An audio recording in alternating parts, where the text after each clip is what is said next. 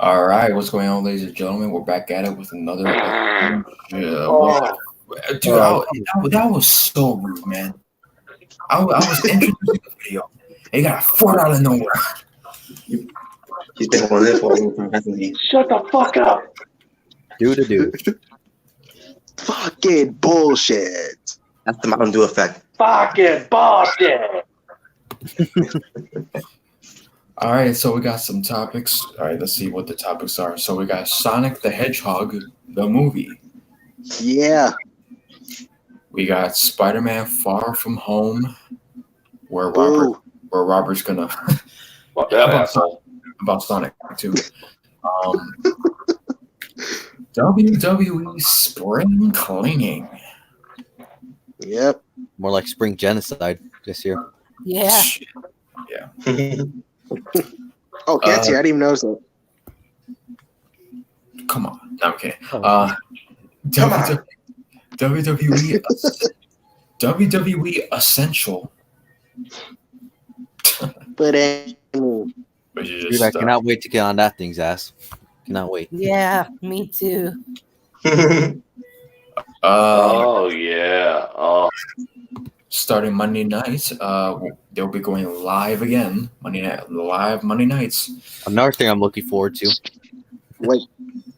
like live in crowds or just just live?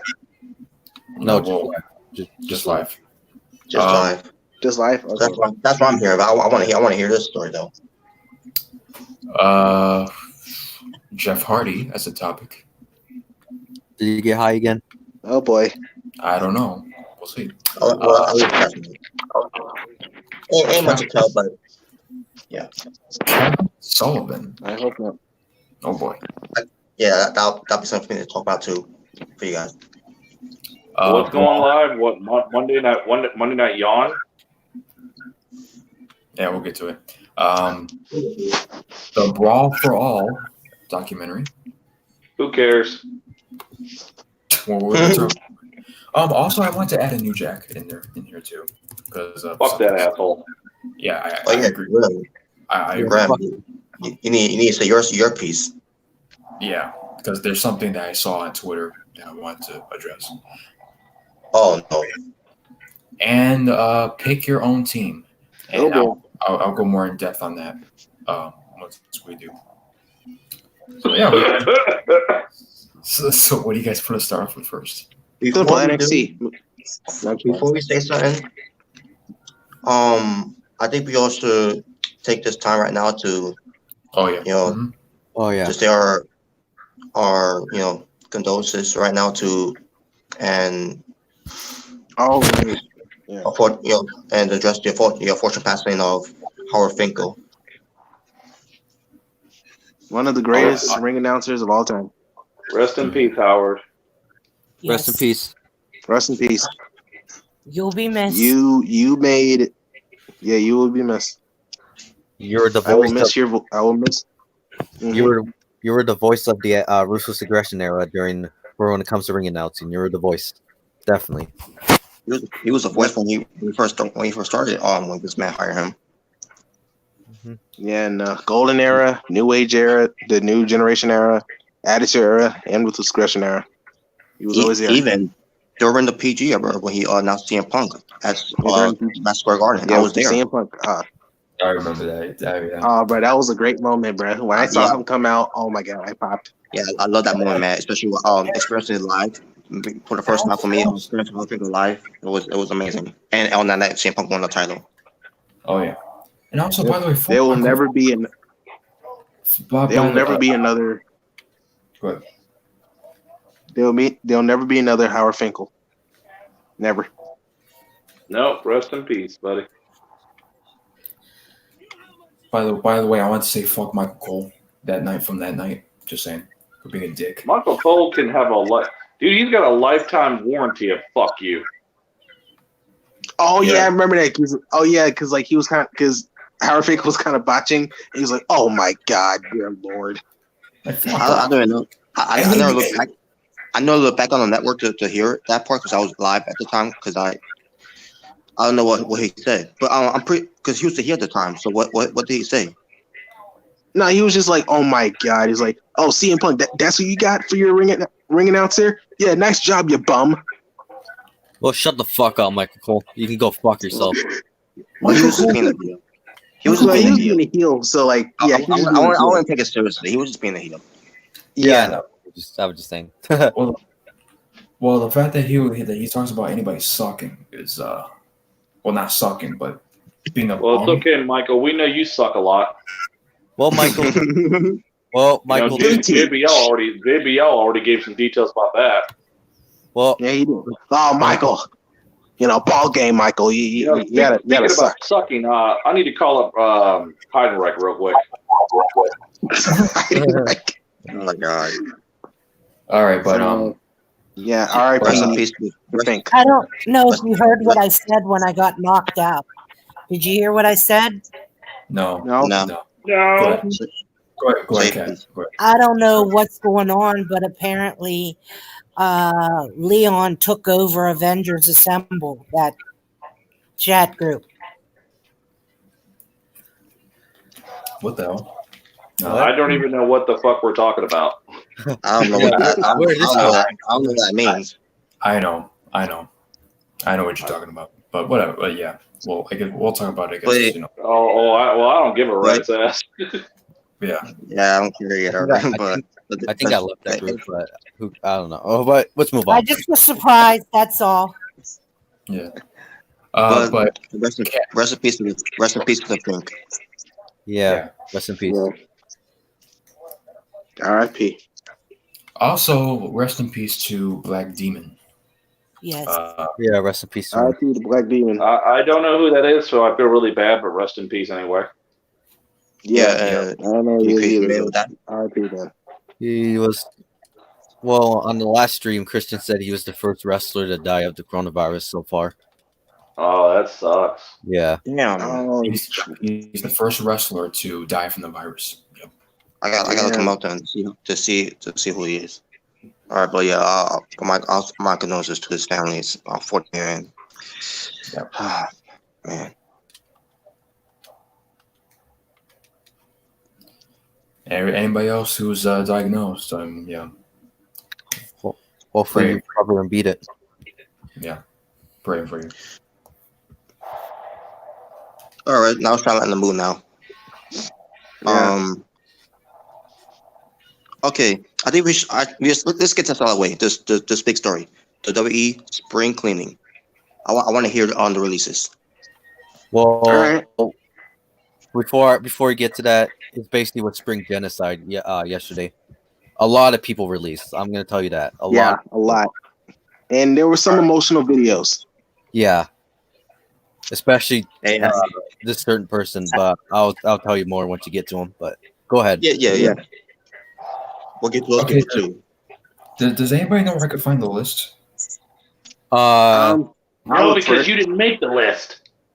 I think Christian. I think share an article. I think I about shared that an article in the group chat. Yeah, I screenshot the people that got released. All right, so Jalen, Yeah, so let me just look for it. Hold on. Yeah, send me the list, and then I'll read the names. Okay. You know what? Hold on. Yeah, I know too. But yeah, this year, this year was that was a lot. Oh man. Yeah, you're gonna be shocked. You might be shocked by some of these names. Well, you will. No, it's not. Might. You will.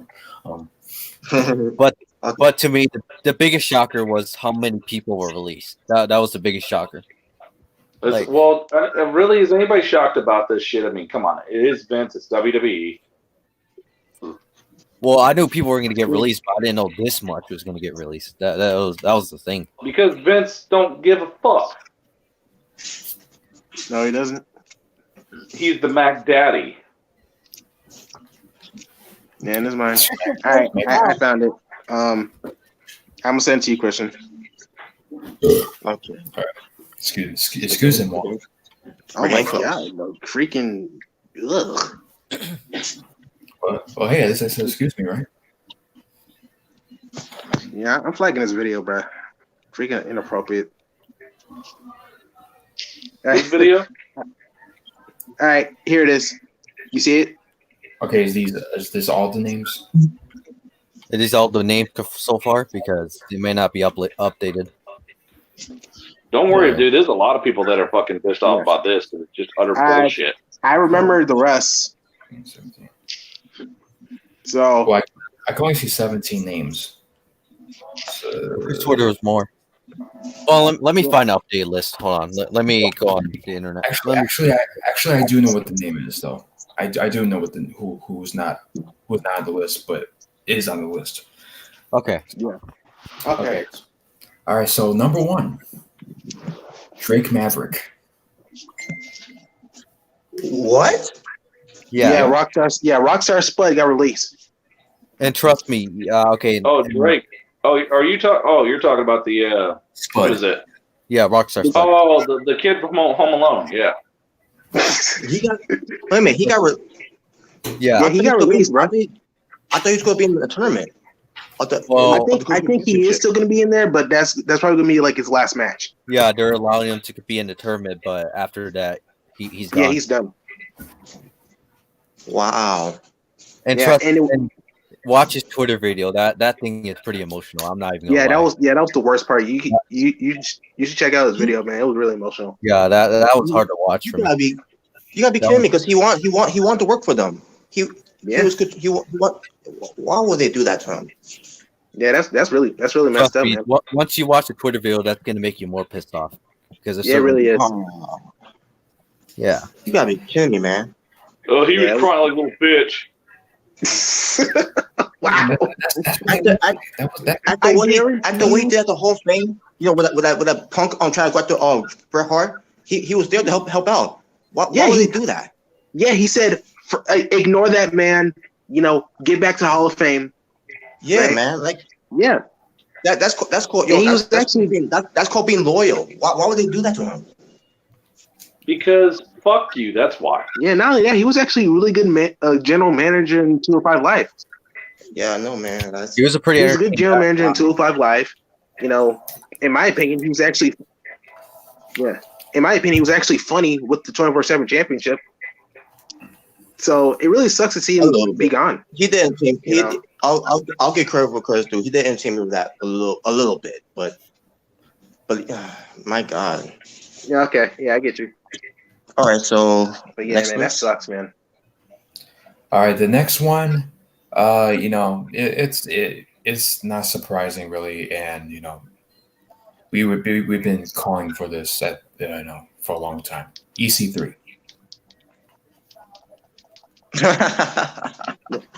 Yeah, he's gone.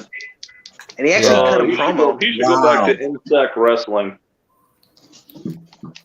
I agree. Impact Wrestling. or AEW. Yeah, or AEW. Jinx. Oh, no. When you go to AEW, you get job. Oh yeah, sure. Yeah, Because Don Moxley, he's a real grabber. Let's not go too crazy.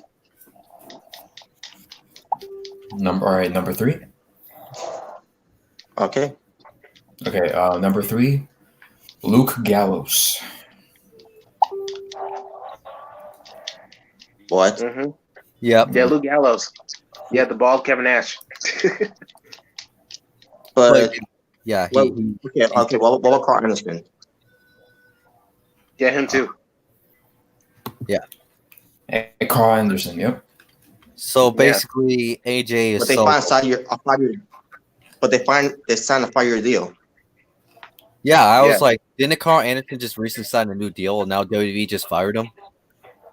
Yeah, I was just, yeah. Yeah, that was last summer. Wow. Wow. So Somebody whole made an scene- entrance video where in 2K20 where Triple H is actually walking in the ring with Terminators. Oh, God. How's that possible? Oh yeah. Well, Then Well, again, there's anybody can make like mods on the computer and everything. So, like, can we yeah. just get? I was just about to say that.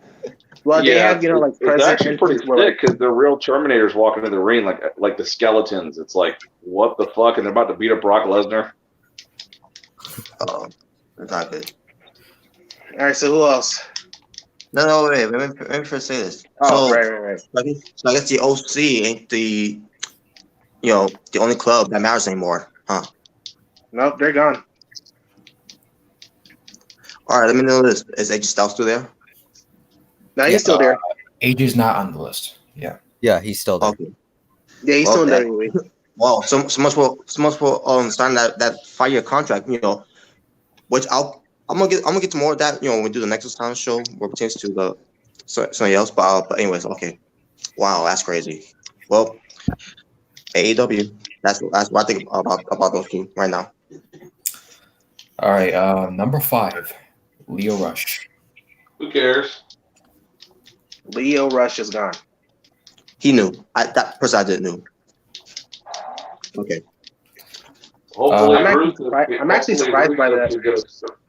Hopefully, Rusev could get a good story in AEW.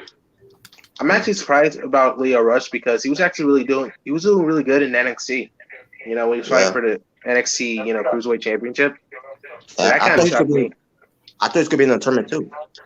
Yeah, me too. Maybe he is still in the tournament, but that's probably gonna be like his last match. Just like Rockstar Spud. Right. All right. Number 6. Yeah, but he's one of my new though. All right. Number 6. Pretty much like EC3. I mean, Eric Young. I mean. Yeah. That was. Wow. I didn't see that coming. I didn't see it coming, but I'm not surprised by it because they did nothing with him ever since he came to like SmackDown and Raw and stuff. He did nothing. Not even on Raw. They made him Sanity. When he was with Sanity, they still didn't do anything. Right? Yeah. They done none with this guy, man. So good. Glad he's out there. All right. Number 7. Oh, speaking of not doing shit, Kurt Hawkins. What? Yeah, Kurt Hawkins is gone. That's the second time being fired. Well, good. Who gives a shit? And also, isn't Zack Ryder? Is Zack Ryder gone too? Isn't he released too? Yeah. Yeah, Zack Ryder. He's really gone. Wow. I was shocked. Oh my god. Even Zack Ryder. I was shocked by that, knowing that how long he's been with the And he's company, been there for years. and how loyal he's been for the company. Like, Exactly. It's no matter what they do with him, he's always been loyal to them. yeah, and him, he's been there. So, and like him and Kurt Hawkins, they never spoke behind the company and stuff. They never did complain about being jobbers. They were always loyal and stayed there. Like they were actual true loyal people to the company. again, this is what they get. This is what their loyalty get them. Getting kicked out. Yeah, I actually feel really bad for him. I'm not gonna lie. I really. I feel bad for them because I'm sure they didn't want to leave. Because, like you said, they were loyal to him, and this is what they get. They get the door. I wonder how Edge feels about this. They must feel awful. All right, next. Okay. Heath Slater. Yeah, he's one of my. I knew. Well, But still, Someone who's been loyal. He's been there forever. he's been loyal too. Yeah, he was another. Yeah, that was another one that kind of shocked me knowing how loyal. because for how long he's been there. Yeah, he's been there for that long, and they just kick him out. Yeah, I know he was a jobber and all, but he's been there for that long. He should have been a guy that should have been taken seriously. Yeah, he really should have. He wasn't that. I don't think he was that bad as people say he was. Like he wasn't. He was actually good. Because honestly, he was better than Jinder Mahal. Because unlike Jinder, at least he had a character and personality. Exactly. Yeah. He can wrestle. He's got a character, man. I got into his character too. The 1-man rock band, the 1-man southern rock band, and everything. The 3MB thing, despite how I thought that was a jobber waste of a time and everything, but he did a good job with that one. And then he became just one man, and then I got kids. Also the social just I forgot what that's called again. What was it called? Social outcast. And team over Rhino. Yeah, social outcast. Where Yeah, and then Adam Rose at one point called when that was during the whole I Got Kids thing. Yeah. Also when he was also did the free agent thing where he got that over. But Heath Slater also oh yeah. Yo, he could have been a good Intercontinental champion if they was just been serious with this guy. Yeah. Yeah. It's really the loyal ones I've been noticing that's really been that got released. Ryder, Hawkins, Slater, the guys that were loyal to WWE and they're gone. Oh, and they kept the brother and got rid of the other one. Who?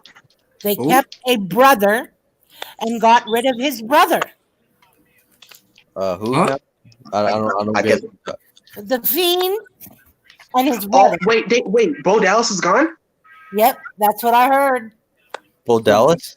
Yep. Oh, wow. Thanks for going ahead with that one. I didn't know about that one. The second wave already came?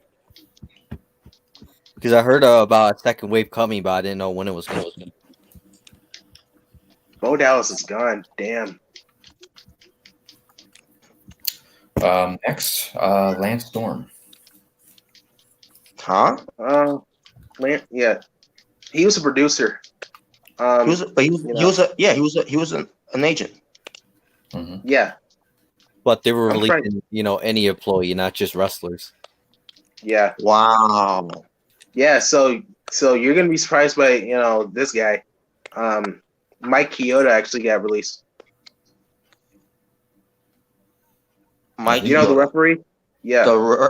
He's been there since the 90s. Yeah, he's been there. Yeah, and he got released. Mike Chioda. What the hell's going on? Yeah, that dude's gone. It's more than spring cleaning here. It's more. I have no idea, man. It's more like Black Wednesday. That's what people are saying. This all this happened on the Wednesday.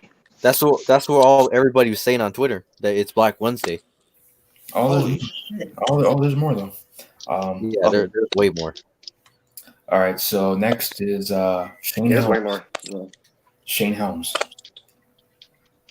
Yeah, Hurricane. Wow. Yeah, that's a shocker to me. And then he just came back though. Like he came back like what? 2018? About 2 years ago. Yeah, he wasn't there that long. No. Next on the list, Mike Rotunda. Really? What? Mike So Rotunda? that's their dad. That's the father of Bo Dallas and Bray Wyatt. Wow. Holy cow. I would What? if I were Bray Wyatt, I'd want to quit. Shit. The dad of Bray Wyatt and Bo Dallas is gone? Yeah. And the Fiend is still there. Oh dear Lord. All right, next. Wow. So Bray Wyatt's the only one there. Yep. Out of that family. All right. Wow. The next one, Finley. Yeah, Finley. Yeah, Finley's gone. That's crazy. Okay. I think his name came up a little bit, but I didn't know if he was one of those guys. So I guess that comes from me at 3, I guess, guys I knew. Okay. And that really sucks too, because if they would have continued Hall of Fame, isn't that what Batista wanted to induct him? Well, they could still do it with welcome there. Like the Rock and Roll Express, like they weren't You signed. don't have to work for the company just to induct people in the Hall of Fame. Oh, true. Yeah. But still, another loyal guy's been there even longer than Heath Slater, Kurt Hawkins, and all those guys. And he was really loyal to WWE. Another loyal guy. Mm-hmm. What do you think the basis was for their decisions? Oh, we'll get to that. We'll get to that part. Oh, it was Triple H who did it. To be honest with you, I don't know why that was the case, but Well, I can make assumptions as to why, but we'll get to that. all right. All right, who else got? Pat Buck. Who? What now? Pat Buck. Who's Never. that? The Young Bucks grandpa. Really? No. Oh, The Young Bucks grandpa. Savage. So who was he? That'll be funny. Who was he? I take it he probably was a producer. Yeah, sorry, producer, because I never heard of him. Yeah, wrestler, promoter. Yeah. Next.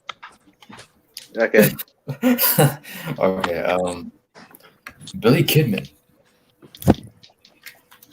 Oh wow. The man Yeah. that did the worst shooting star. So he was the of all producer time. backstage? Yeah, I didn't even know he was there. Yeah, he's been producer or he's not wrestling. Oh, I okay. did not know that. Okay. Next one, Davari. Sean Davari. I know. I'm Davari? saying he was there. It's Davari. Oh, there's two. Wow. You talking about the Indian guy that was with Muhammad Hassan? Sean Davari. Yeah, Sean Devar. Yeah. He's a producer of what I heard. But wow, he's gone too. Wow. Alright. I didn't know he was still there. He's got a brother there, Arya Davari. Yeah, no, I just that's why I said Sean Davari, just so you don't confuse with Arya Davari. I'm sure everybody would have. Well, most people know, Oh, Sean. but I'm just making sure because there's two Davaris in WWE. Okay. Scott Armstrong. Yeah. That name sounds familiar. Wait, He was the ref. Wasn't that heel referee Yes. Yeah, For the yeah, Authority. for the Authority? yeah. That Yeah. was. Oh, okay, I remember him. Yeah.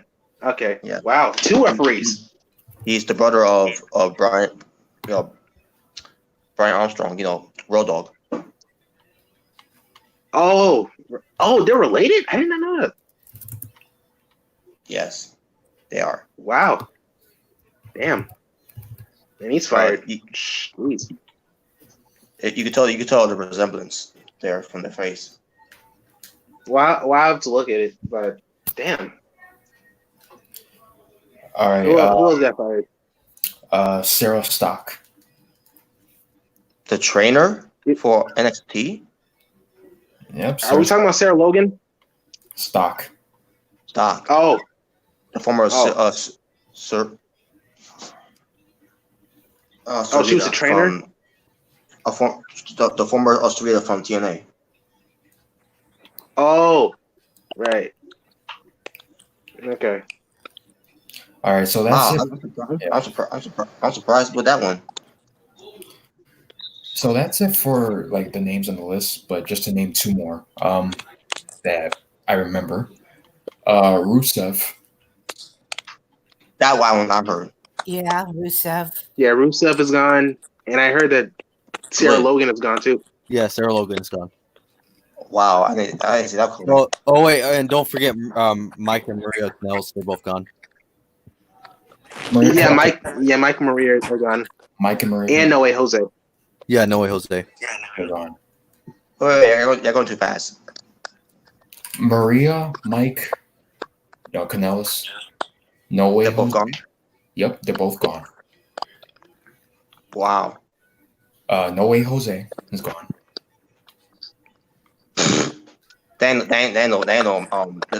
No miss. They did nothing with him. Of course not. He sucked. Well, he did make a Twitter video about it. Yeah. Fuck him. Well, He could no way Jose dance his way to the unemployment line. Fuck him. Damn. Wow. He's Wow. garbage. He sucks. Fuck him. well, Jesus. I don't see him as I never saw him as a wrestler, and especially the way he was carrying himself in WWE. He exposed himself to being just a night but fucking joke. Fuck him. That was cold blooded. yeah, that This last. I don't know why they fucking hired him in the first place. well, Damn. I don't know why. I don't know why Trevor Lee, aka Cameron Grimes, even trained him in the first place. He's fucking garbage. I don't know how he fucking passes his training. Well, he just lost his job, so I would say just give the man a break for a while. Yeah. God damn, Robert. Damn, you're going way too hard. Yeah, man, I hope the rest of his Congo lines got fired too. Whoever they are. Fuck Oh, them. damn. Damn. But Okay, Robert. So this last one, you're not gonna believe this, or you might, depending. Kurt Angle. I mean, I did heard about it. You heard about it? That was the first thing I heard about it. Yeah. What was your reaction?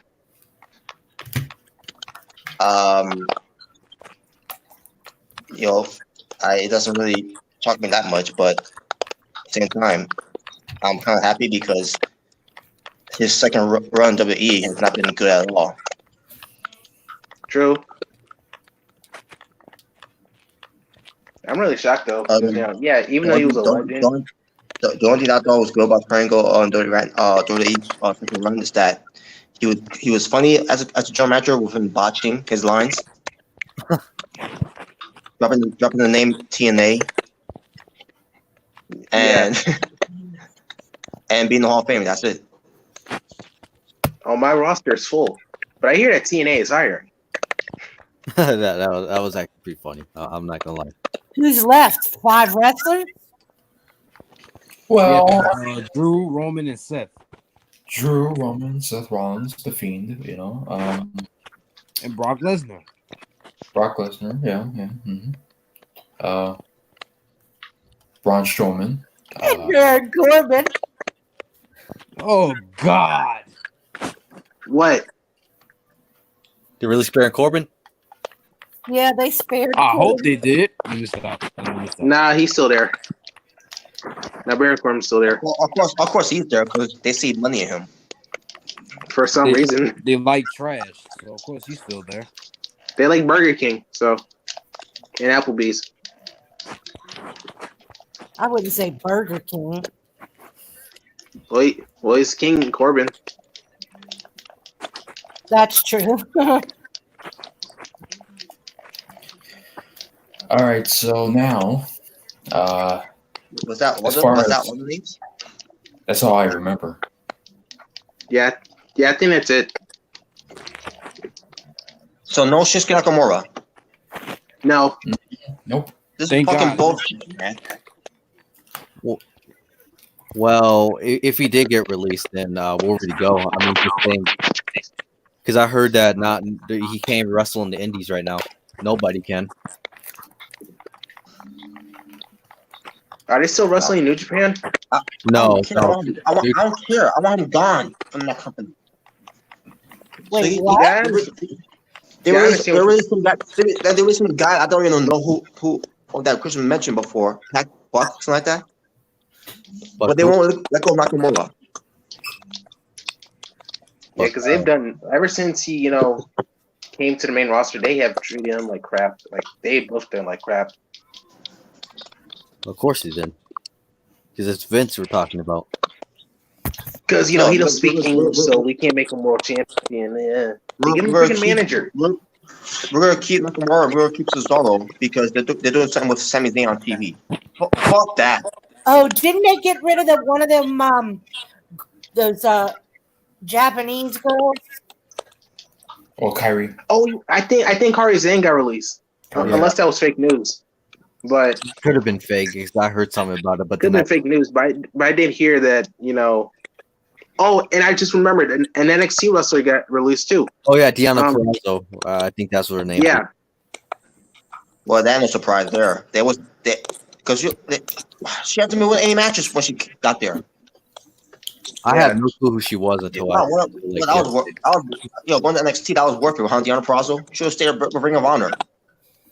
Well, I never even heard of her until yesterday, and that's not even a joke. So Yeah, I've heard of her, but so I wasn't surprised that she was released because they didn't really do anything with her.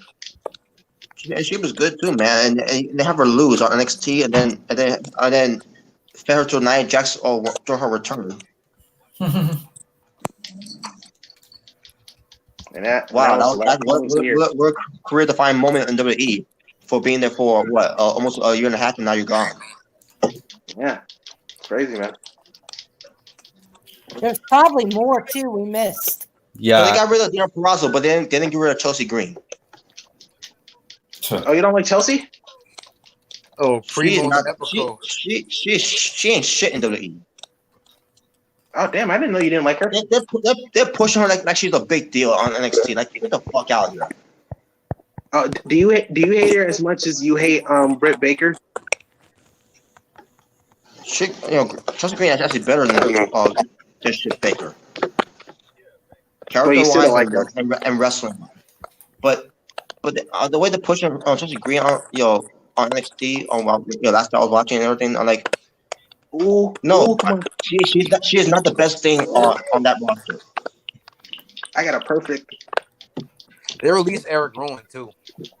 Oh yeah, forgot about that name. That name I didn't hear about. What happened? Good. Yeah, Eric Rowan. He got released.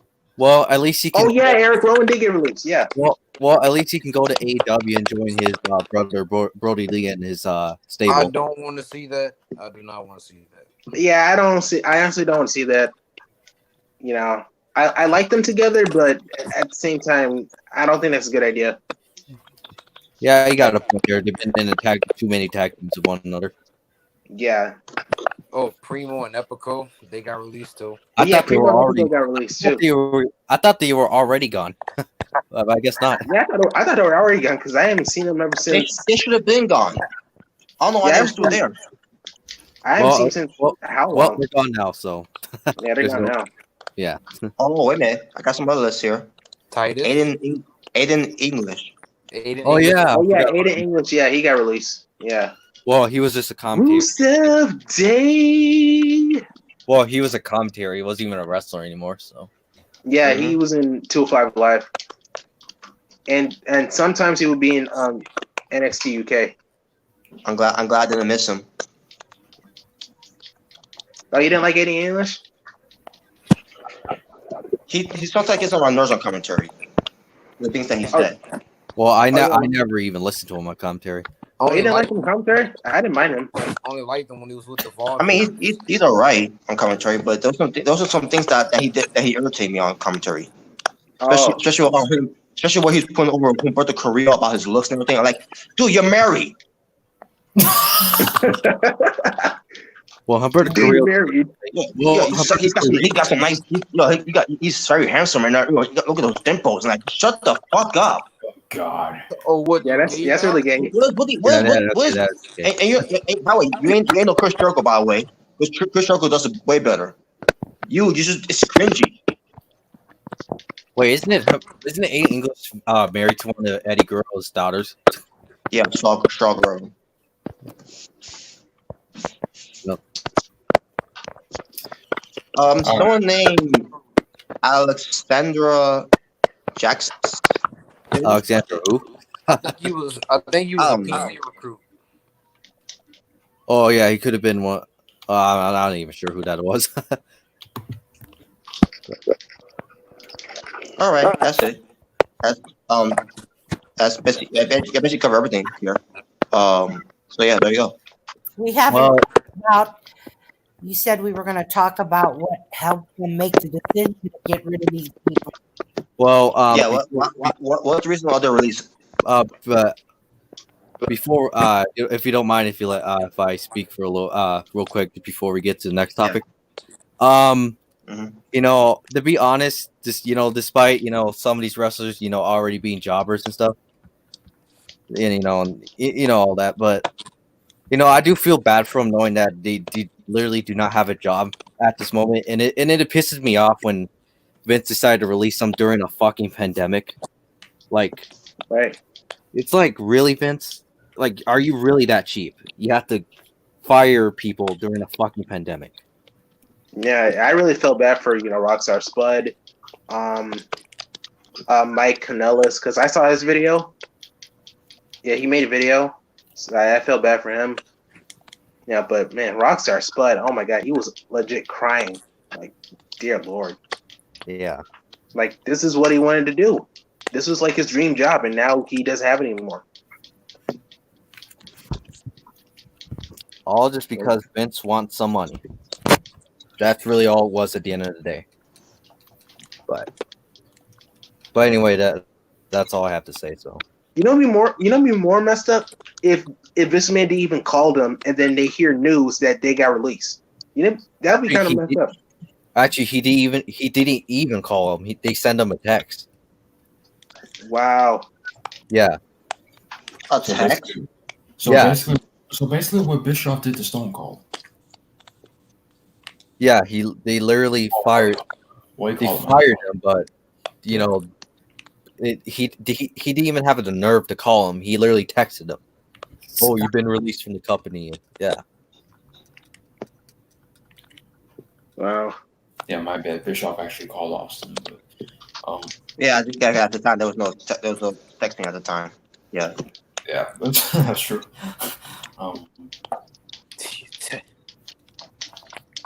But yeah, that's all I gotta say. Okay, so yeah, I feel bad for all the people that got released. Whether we like them or don't, or whether we don't like the booking, I'm sure they some of them actually enjoyed working for WWE, and the fact that they lost their jobs, they got released. I'm sure they feel really terrible. And the sucky part is that they can't even compete right now. Right. Well, one is the 90-day no complete calls, but the other one is because there's no indie shows at the moment. There's no New Japan. I heard that AEW is actually taped until May, so they're not even competing at all either. Yeah, from what I heard. So I think the tape is double nothing. Yeah, I think that's done. But still, it sucks that they can't even compete right now at all. Shit, then. That's fucking bullshit. I mean, it really is. And the fact that you have some hopefully people, we get it on VHS soon. And the fact that you have some people, I'm not going to name any names, but you got some people actually wishing other wrestlers to lose their job. They were. You should be ashamed of yourself, bro. I don't care if you don't like a certain wrestler. You should be ashamed. Oh, they need to lose their job because they're vanilla midgets. It's like, dude, shut up.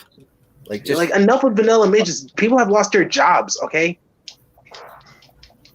Like, show some decency for once.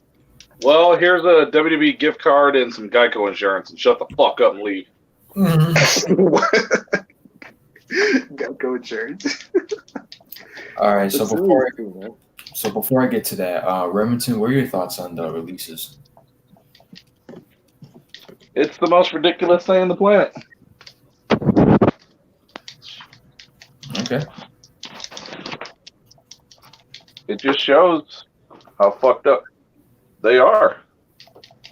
How fucked up Vince is. He don't give a shit.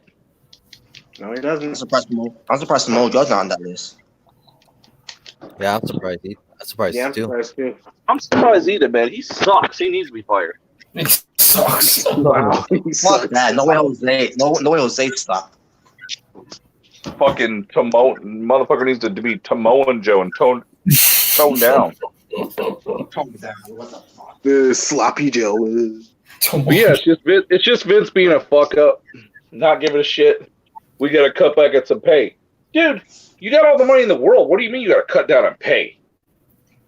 Right.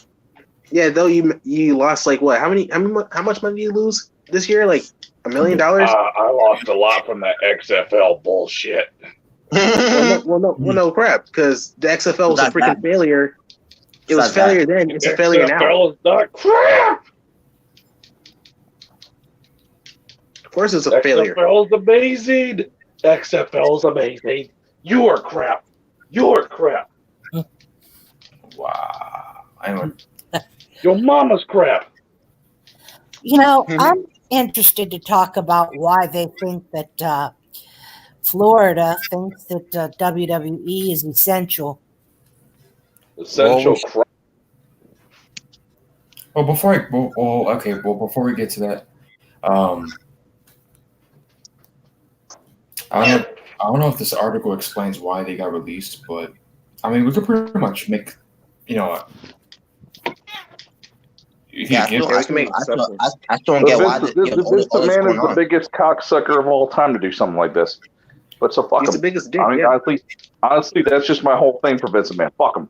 And honestly, people, I agree, don't though, be but still. don't be surprised at this company anymore. Just don't. After hearing this, I'm not surprised by anything anymore.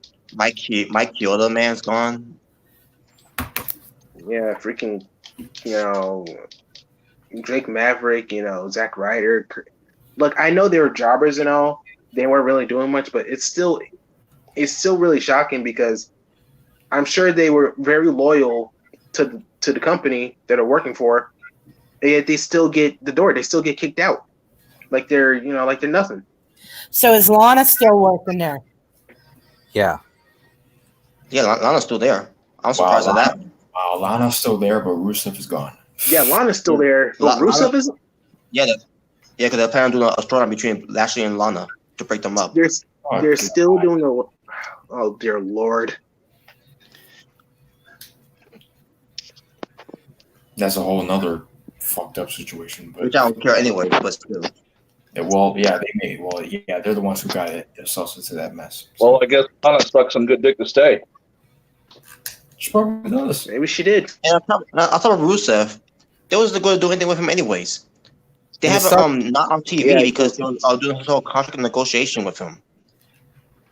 And I still can't believe people say, this storyline is going to make them, make them be world champions in the future. Who's that tag team that they fucked up, but they were a badass in NXT, the one with paint?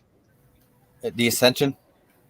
Yeah, how the fuck are they still there? But those guys leave. No, they're gone. They're gone. They've been gone. They were gone along with Brody Lee and I don't remember who else got released on that time too. God, you got rid of they got rid of a shitload of people, including the other ones that left before that. But yeah, the Ascension's been gone. They've been gone. Yeah, they left when freaking Sin Cara left. WWE is the end all be all. WWE is the end all be all. Yeah, that's why they had to cut people because the motherfuckers couldn't pay them. Right.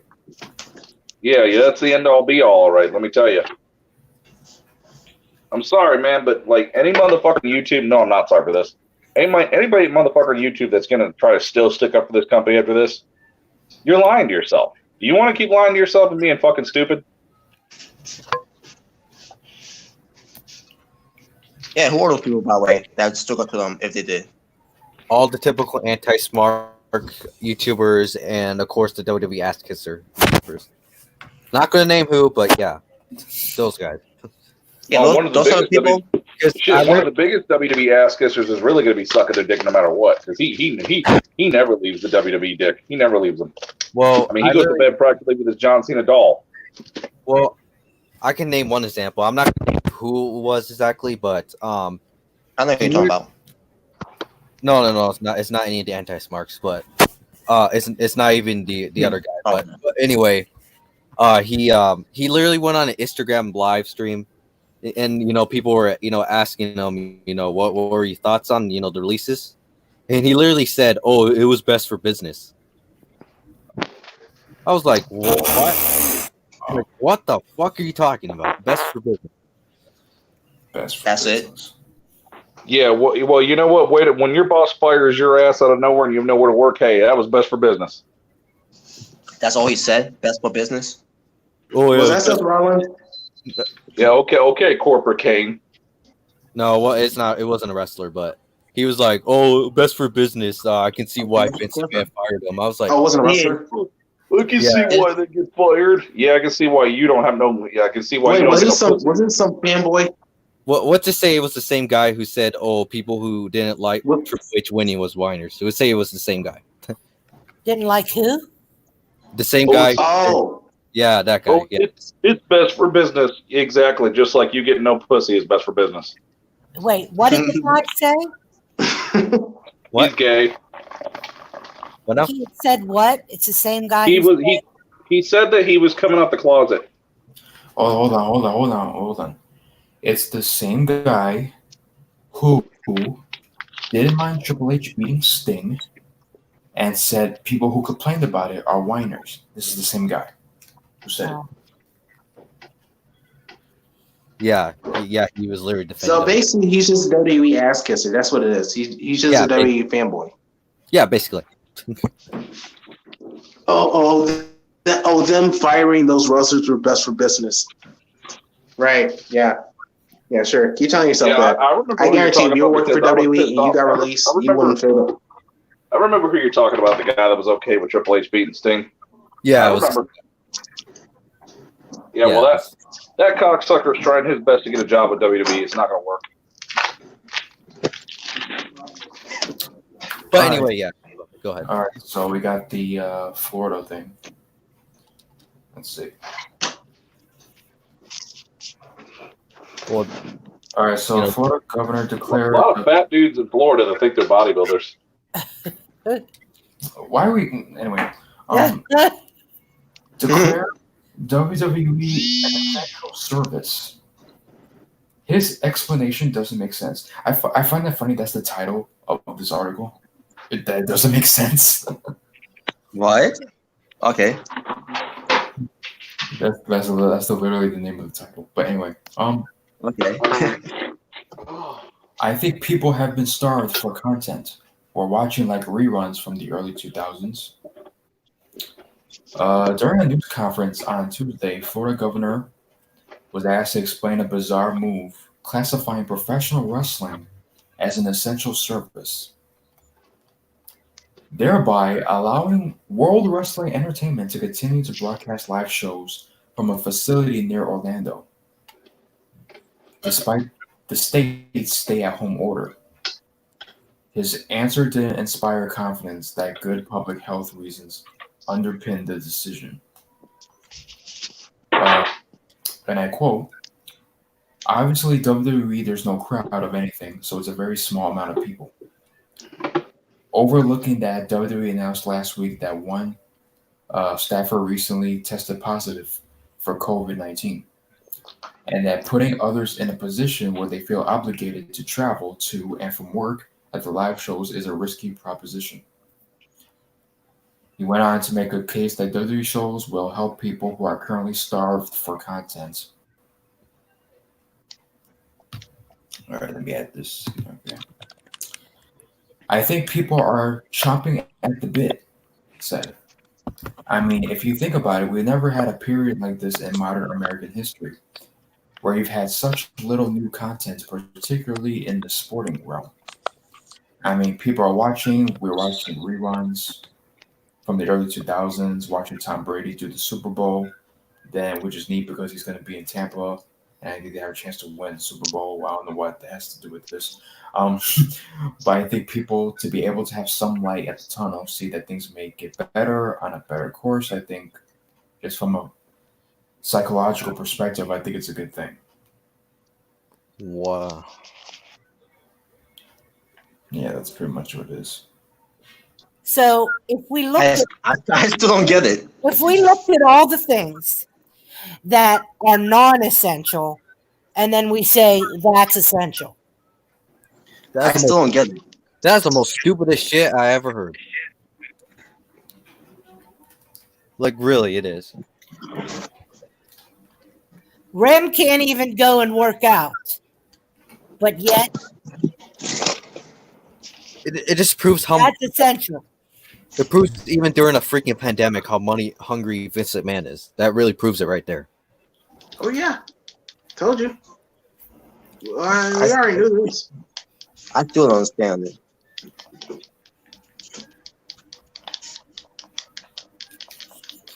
And then the fact, I don't like it either, that, you know, he's making those wrestlers feel obligated to travel and to do all that. Yeah, like at Roman Reigns. Yeah. You know, with Roman Reigns not want to compete anymore, I'm surprised he's not one of those guys that that's been released. I was saying the same. I was actually saying the same thing off here. Like, just Can you imagine how petty Vince would be if he actually did release Roman Reigns just because he didn't want to go to WrestleMania? That's what I'm saying. Like I would. It would have been, but at the same time, wouldn't have been surprising. But no, Roman Reigns is still there. So, But I get a feeling that Vince is going to punish him in some way. Yeah. He definitely is. And and if that does happen, Roman doesn't even deserve it. Like, You really don't. So dumping dog for him is not enough. Oh, we're gonna throw something worse at him. Yeah. Oh, you don't want to go to WrestleMania? Dude, they're probably gonna have him wear a dog collar. But I get a feeling in some way Vince is gonna punish him if he actually comes back. I wouldn't be surprised if he did punish him. Nah, he's got Braun Strowman. He's good. Who knows? They might put him in a love storyline with freaking Otis and Mandy. Who knows? Oh, good Lord. Then he'll finally be a heel. Well, that's if Otis turns heel, but you never know. Nah, he ain't turning heel. The fans love him too much.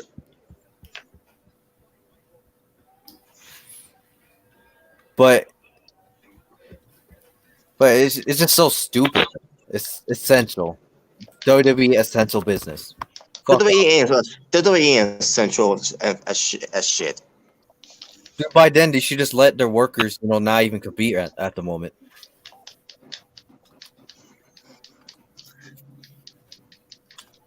Like Vince, just send them not home by release them. Just send them home. Yeah. You can't be doing this shit.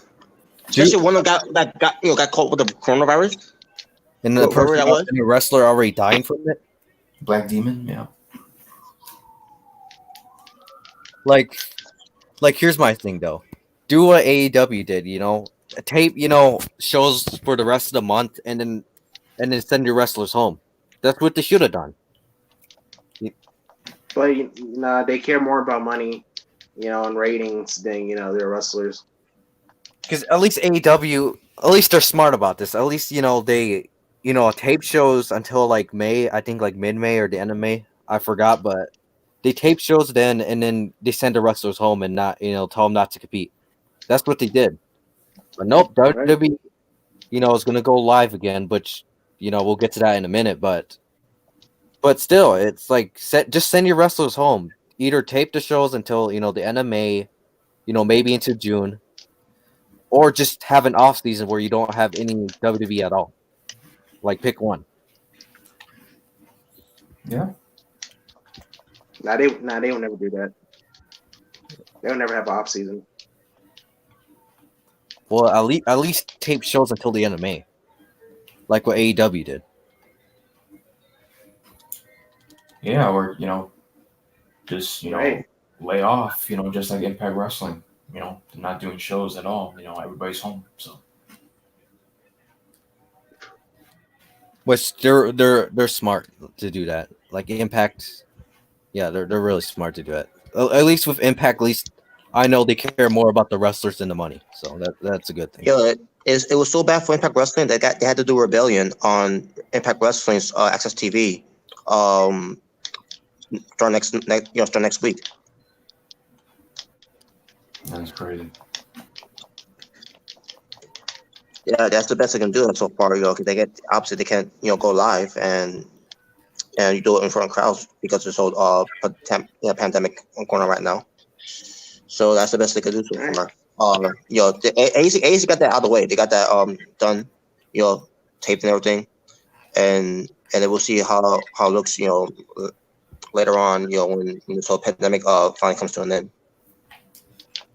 Yeah.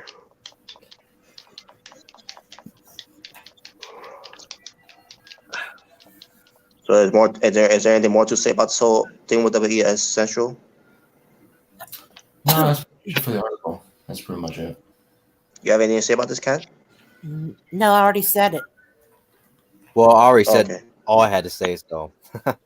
I don't got much to say really, because I still don't understand how WWE is essential at all. Me neither. Yeah, same here, but I don't get it. But one last thing, before we end this topic, Yeah. After I heard about WWE Demon Essential, 2 days ago, and then yesterday when I heard they started releasing superstars, I legit mean this. This is not a lie. I am not watching anything of WWE related at all. I'm not watching it at all. Yeah, Because fuck WWE. I haven't been watching anything. And fuck Vince McMahon. Fuck. Yeah, I haven't been watching the weekly shows for weeks ever since WrestleMania. But yeah, I'm actually dead on serious. I am not watching anything WWE related at all. You won't miss anything. No, I haven't missed anything. Yeah, I will. Yeah, but especially from on SmackDown, I'm not missing anything. Yeah, and it's unfortunate with just NXT because I heard some debuts happened on NXT. El Phantasmo finally arrived, but during this time, it's not going to be the same. It really isn't. No. And Killer Cross too. Yeah, Killer Cross. What's he called now? Carrying Cross, which I think means death in. I think it means death in some way, but yeah. Yeah, we can't use Killer Cross. We can't use the word killer. He made the wrong choice. And El Phantasmo, formerly known. Yeah, they did. Unfortunately, Scarborough and we had no idea this was what happened, but Donald Trump did. Donald Trump he didn't do anything. What were you saying, Gordon? I said El Phantasma, formerly known as King Cuerno from Lucha Underground. Yep. Oh. Wrong choice. He is that damn good, but fortunately, he's not gonna be doing this in front of a crowd, so it's unfortunate. And you know what? And Scarlett too, because I saw some black leather boots. So Scarlett was with him. Yeah, I heard about that. 2 years from now, they'll be having the same storylines as well. True. Scarlett? No, all those people. They'll be having the same storylines. On WWE? Of course. Yeah, they will. So I guess we could talk about the live that WWE's going on live. With Raw. Yep, they're doing live shows. Here's my thoughts of it. Don't care. They're doing live shows and I don't care. Bad idea. No problem whatsoever, but let's be petty. Let's be dicks. Vince. There's a special place in hell for him. Yeah. Vince. Dude, it's like even if it's sorry, what now? Yeah, making millions of dollars off of that sad country. You guys know where I'm Yeah, the blood money. Blood money. Yeah. But if Vince starts wondering, why is my wrestlers getting affected all of a sudden? Well, Vince, you should know why at this point. So.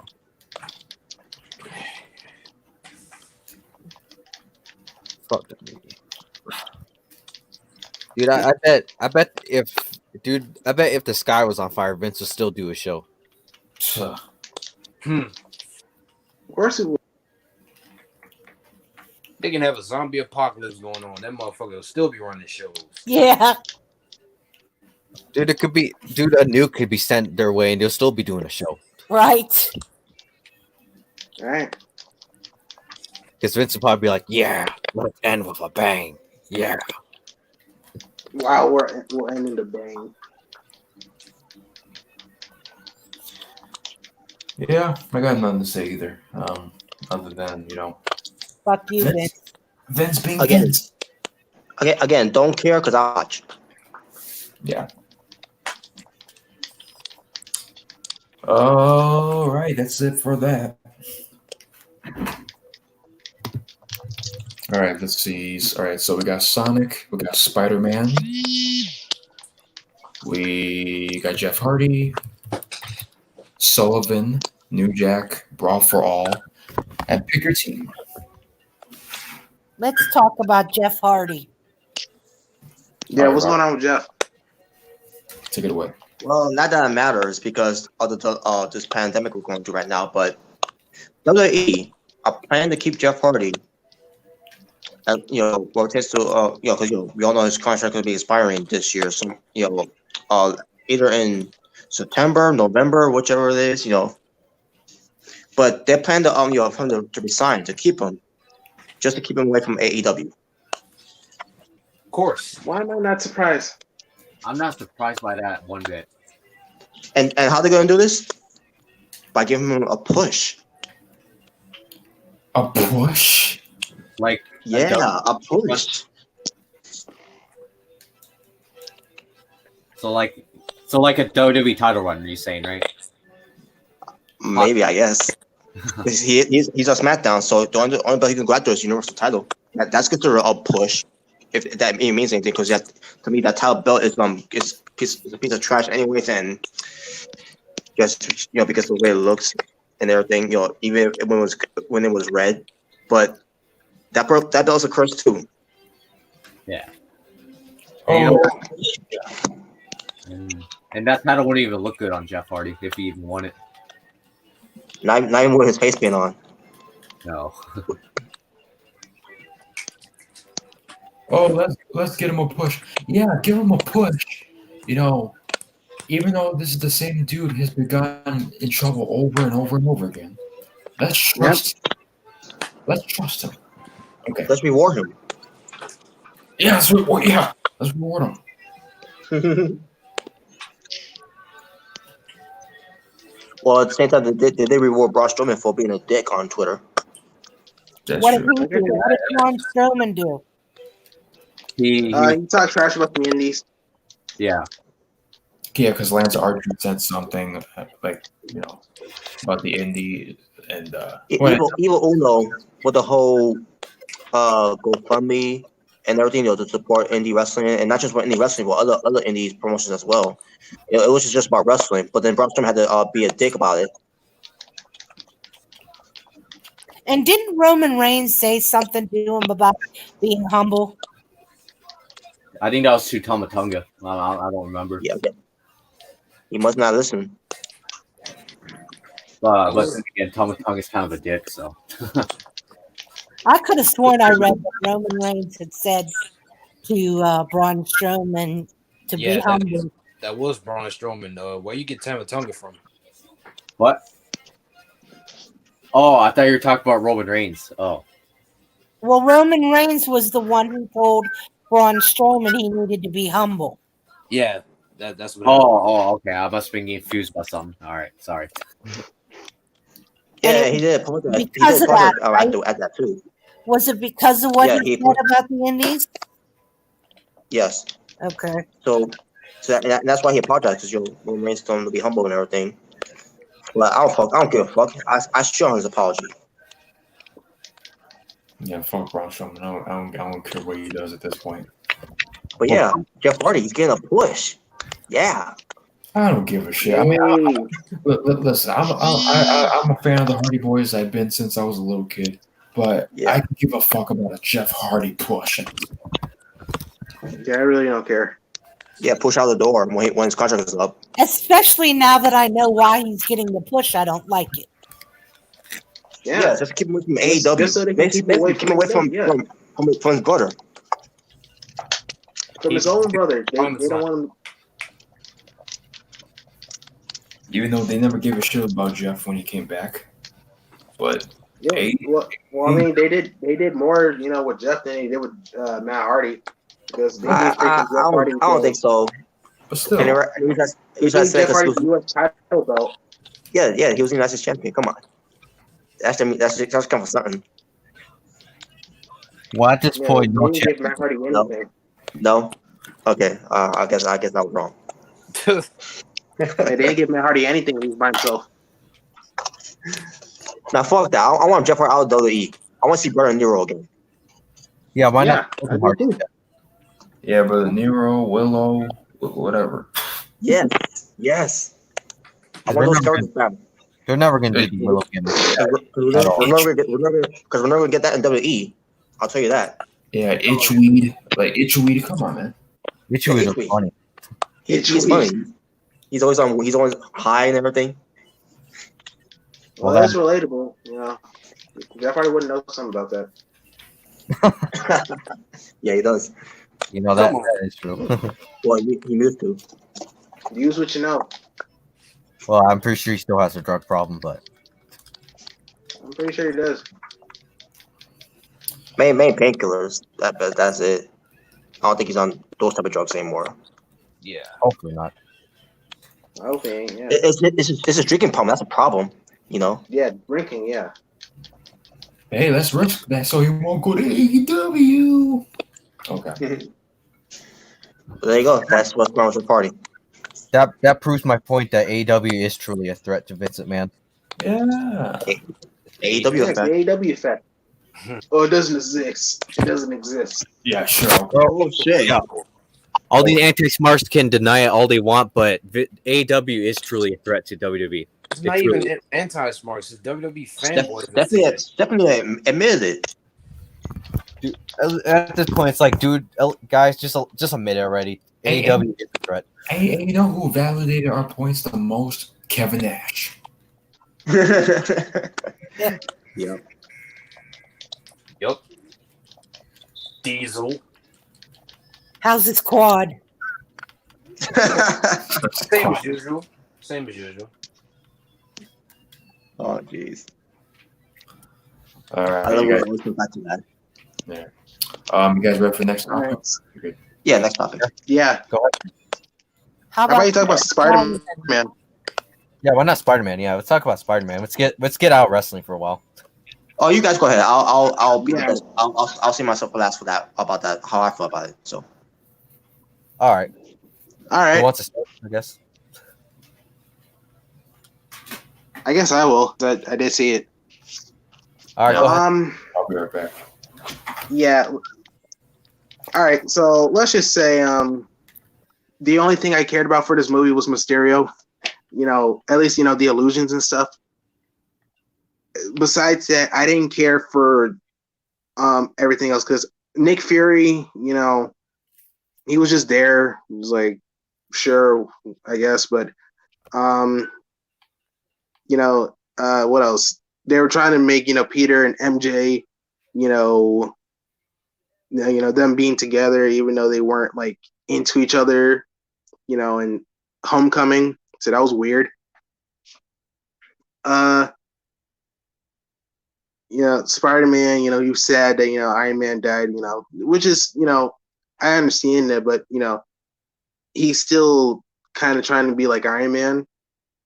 And, like, why can't you just be Spider-Man? Like, another thing, you know, I get Peter's a teenager and all, but whatever happened to great power comes great responsibility. You know, whatever happened to that is like, it doesn't exist in the MCU. Well, It really doesn't. well, I guess they completely forgot about Uncle Ben because they literally never mentioned him, not even once in any of the They Spider- never mention Uncle Ben at all. They only give, like, you know, little, like, glimpse, like, you know, from Homecoming where Peter said, like, you know, and like my aunt hasn't been, you know, the same, you know, she's been dealing through a lot, you know, referencing Uncle Ben's death. But how would anyone know that except for, you know, big time Spider-Man fans? Besides that, you know, Peter wants to take a vacation. It's like, no, he's supposed to be great power, you know, he's supposed to be, you know, Spider-Man, the friendly with Spider-Man. Yeah. But besides that, I actually forgot what Mysterio's intentions was, like what was his goal. But basically, it was he had some beef with Tony Stark, even though he was dead, and he took it out on Peter, which was stupid. And, you know, they were trying to make him seem like he was a hero, even though we knew he was going to be the villain. Which I will admit, it was kind of like, it was a unique twist. You know, it was very unique, you know, making Mysterio seem like he's a hero, but he's going to turn to the villain. It's like, okay. Well, I guess it was pretty cool. Well, to be honest, that was pretty predictable. That didn't surprise me. Yeah, but I was like, okay, they're making him seem like he's a hero, but okay, I guess I can dig that. and like I said, Mysterio's illusions was fantastic. I really loved it. You know, I like the Hydro Man, you know, and the Sandman, even though they weren't, you know, actually like the characters. It was more just, you know, like monsters. You know, I thought it was pretty cool. You know, Hydro Man and Sandman being there. Yeah. And I did like the red and black suit. That is pretty cool. Oh, the Spider-Man suit he gets, right? Yeah, I did like that one. Yeah, I actually like the design of it. I'm not gonna say it was the best design ever, but it's not the best, but yeah. I just didn't like. I this movie really made me not like MJ. I really did not like her. I really don't like MJ in MCU. I can't. She's really boring. Nothing like the old MJ. Yeah, and she's like, yeah, I know you're Spider-Man. It's like, how did you know that? It's like, yeah. It was like, huh? I don't know. It's just, I don't like MJ in MCU. I can't stand her. That's not my MJ. But yeah, I'll just say Far From Home. I'm not gonna say it's the worst, but like I'm not gonna say it's terrible, but I'd say it's the most disappointing. I'm gonna say that it's the most disappointing I've seen of Spider-Man. Well, I'll be honest with you. They could have, you know, they could have made the Spider-Man good, but they messed up so many times that it's too late already. But right. Well, for my thoughts on the movie, I didn't really care for it. To be honest, I watched a little bit of it. I really didn't like it. I don't blame you. And to be honest, it wasn't a good way to end Phase 3. I thought Endgame should have ended Phase 3 because Endgame was a fantastic movie. Don't get me wrong. It really was. I enjoyed it. It was, to me, it was just good as Infinity War. Like, it was really good. It's like, and it's just that's why I have a problem with MCU Spider-Man. He barely suffers any consequences, like at all. He doesn't suffer any consequences.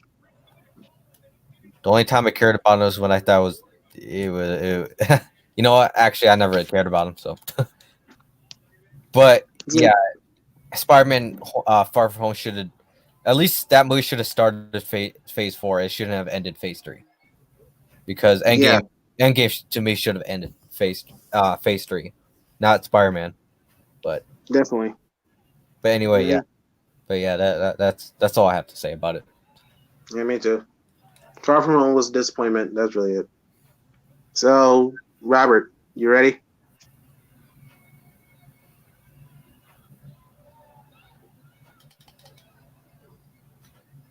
Robert?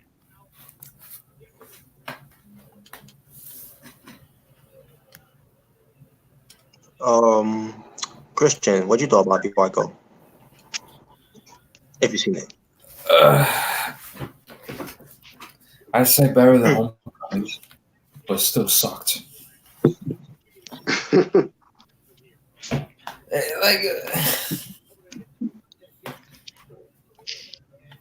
There are so many, just in general, just with the Spider-Man universe, in his best friend is fucking some Asian fat dude. You got Flash, who's an Arabian dick. Parker, what the hell? When Iron Man is dead, but it's still about Iron Man. Yep.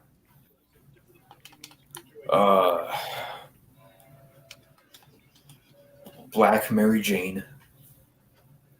Aunt May is hot as hell, which is it's not the worst thing ever, but still she's still good looking to look at. But yeah, that shouldn't. I should say, oh god damn it, I would totally fuck Aunt May. I don't think I should be saying that. And then you got Tom Holland, who I just could not buy into as Spider-Man. And the way they've made him into pretty much an Iron Man fanboy. Pretty much, he is a fanboy. He's just a fanboy sidekick of Iron Man. That's all he is. Look, we get it. Iron Man was like the face of the MCU, but like, he was the face. Yeah, he was, but like, this is Spider-Man. This is the guy that's the face of Marvel. Period. When you think of Marvel, you think of Spider-Man. Like, let's be real. Mm-hmm. And you're making him, this fanboy sidekick. Spider-Man was the first, for me, growing up, knowing from in Marvel. Me too. Yeah. Spider-Man was one of my all-time favorite Marvel characters when I was growing up. And I'm talking about from the anime series. I'm talking about when they did a movie of it. I think it was back in the 80s or 70s. I don't remember what it was. Basically, I saw something that my uncle had. Yeah, it was probably the Japanese thing. No, it was English. Oh, it was English? Yeah, I remember they had English. Yeah. I remember they had a Japanese show. Yeah, because I remember they had he had a Spidey mobile. That was actually funny. Oh no, not Spider Mobile, like a spaceship, some kind of spaceship. Yeah, I think it was a Spidey transformer. I don't even remember. He's like, yeah, that's so Japan. Spider-Man mixed with Transformers. Right. I'd rather have that than Homecoming. Yeah. Oh, just in. Roman Reigns talking about having twins. Oh yeah, I heard about that. Aw. Good for you, Roman. Congrats, Roman. Congrats. But anyway, Christian, do you agree that movie should have not ended Phase 4? It should have been England. I agree. Yeah. Yeah. Mm-hmm. Yeah, I agree. At least I would have no problem if that movie started, Phase 4. But since it ended Phase 3 after Endgame, that's just a bad decision right there. But Microphone. Yeah, Jared. Your microphone. Yeah, the microphone's acting up. Mic check 1 2 1 2. So is that it, Christian? Or you got more to say? Yeah, fuck this movie, man. Anyway, go ahead. All right. Let me first talk about the positive. Because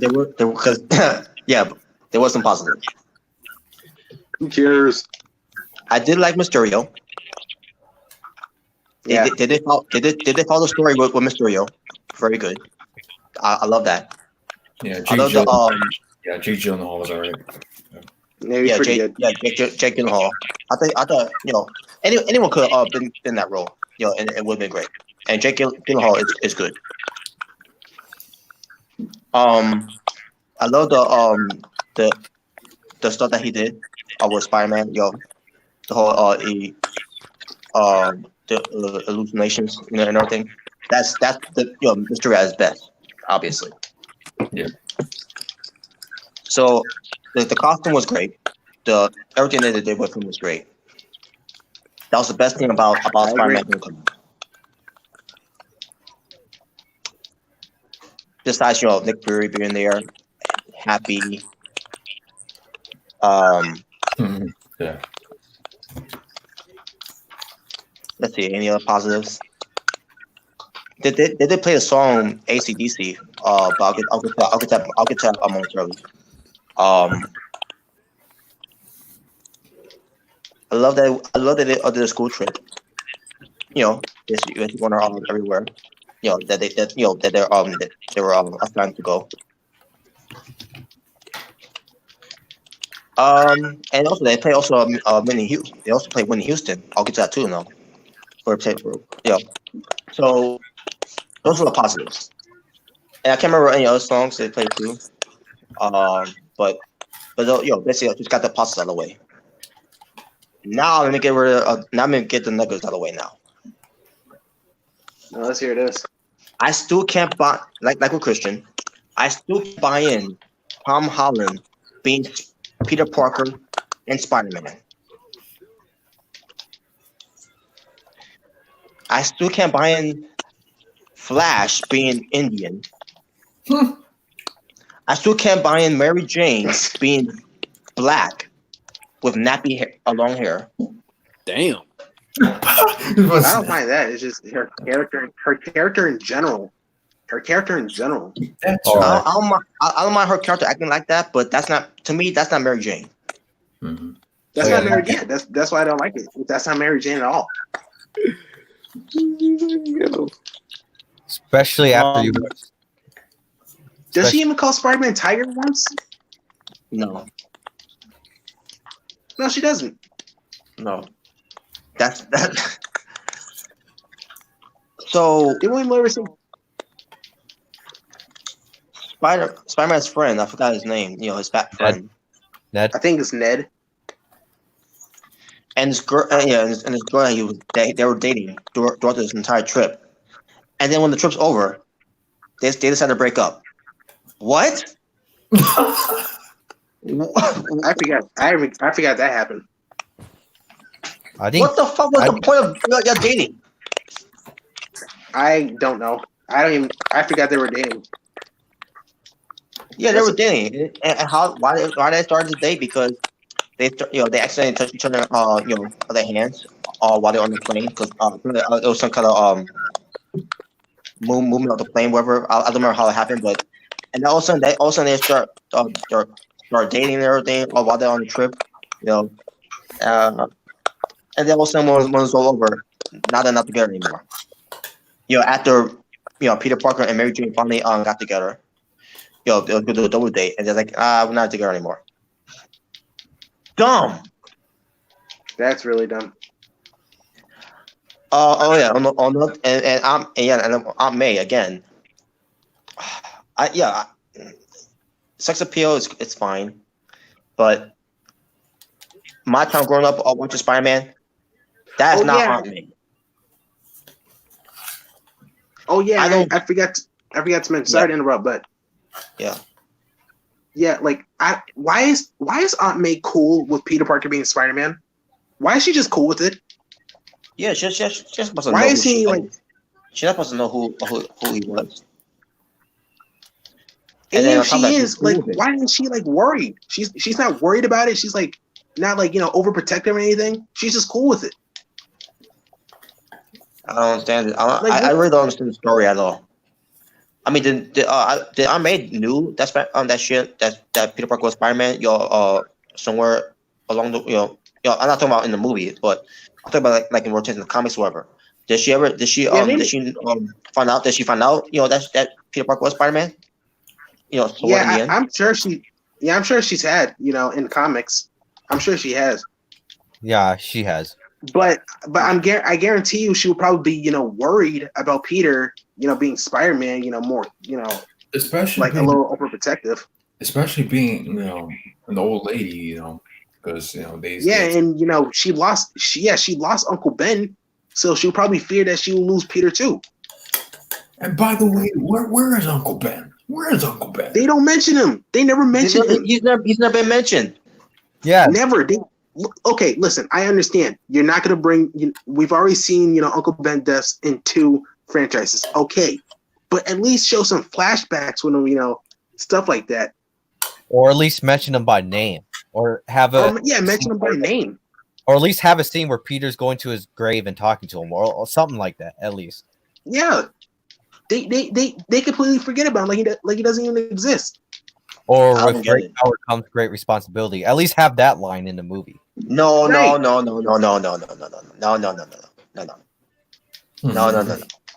Well, you guys aren't true Spider-Man fans. So fuck, I'm just kidding. No. This ain't Spider-Man. This ain't Spider-Man. This is garbage. It's a joke.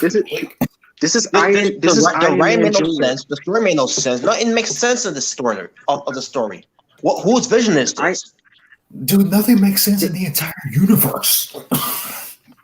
Dude, especially for Spider-Man, bro. Like, you mean to tell me Aunt May is cool with Peter Parker being Spider-Man? She's just, you're Spider-Man? Oh, that's cool, Peter. Oh, go do your thing.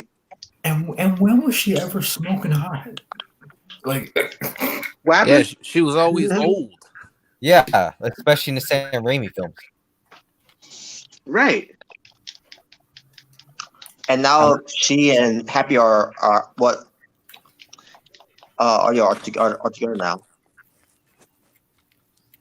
So I don't understand. Like, this don't make sense. This is not Spider-Man. Because I like the MCU, but go ahead. Here's my take on this movie. Besides, Homecoming, and then hold it on when started in the cameo with in Civil War of Captain America. Why are they making Peter Parker look like he's an idiot? Like he's a fucking dumbass. Yeah, he always needs help. He's supposed to be a genius. He's supposed to be smart. You know what I'm saying? But he just feels like a freaking fanboy of the Avengers that just happy to be there. Yeah, like and oh god, I'm surprised they release him. or Cedric. But anyways,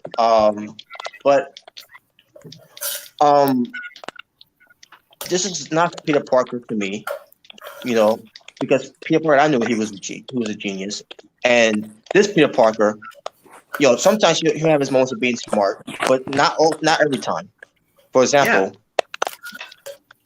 giving his sunglasses to Mysterio, like, really? Why would you do that? Right? Why would you do that? You don't even know this guy. You don't know this guy. You don't even know him. Well, just because he told you that he knew Tony Stark, you just believe him? No.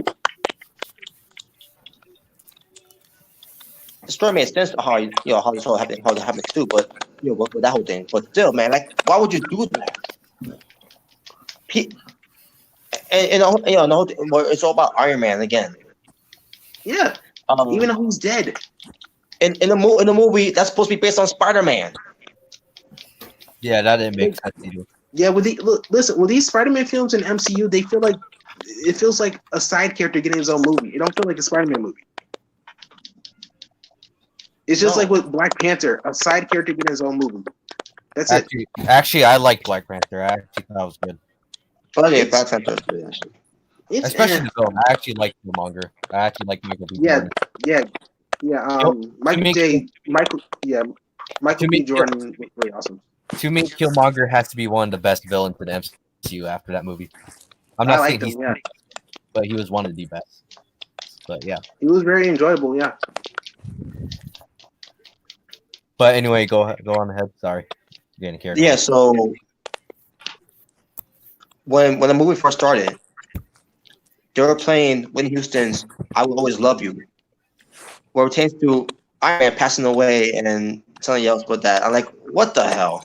So basically they made a joke of freaking, Iron Man and, I guess Black Widow dying too. Yeah, Black Widow also. Yeah. So funny. But most likely for Iron Man. It was most likely for Iron Man than it was for Black Widow. But they didn't even take that seriously. I'm like, oh no, they're playing Whitney Houston's music. I'm like, I know where they're going with this. But I wasn't gonna like it. I kind of didn't like it. For me, for being a Whitney Houston fan, and that one of my favorite songs of Whitney Houston, like, really. And then when Tom Holland, as Peter Parker, got the Spider-Man suit from Happy plays the music of AC/DC's Back in Black, right? So Tom Holland's like, as Peter Parker, he's like, oh, Led Zeppelin. What did he say? He said Led Zeppelin. Led Zeppelin? What? Sorry. Yeah. Okay, Led Zeppelin. To an AC/DC song. Wow. You are a fucking dumbass. And that threw me, and that got me pissed off the rest of the movie. Looks like that Led movie Zeppelin. Seems like that movie left you very negative. You have no idea how angry I was when I was watching it. Like, Led Zeppelin. You be hearing AC/DC during Iron Man movies before. With Tony Starks. Right. Yeah.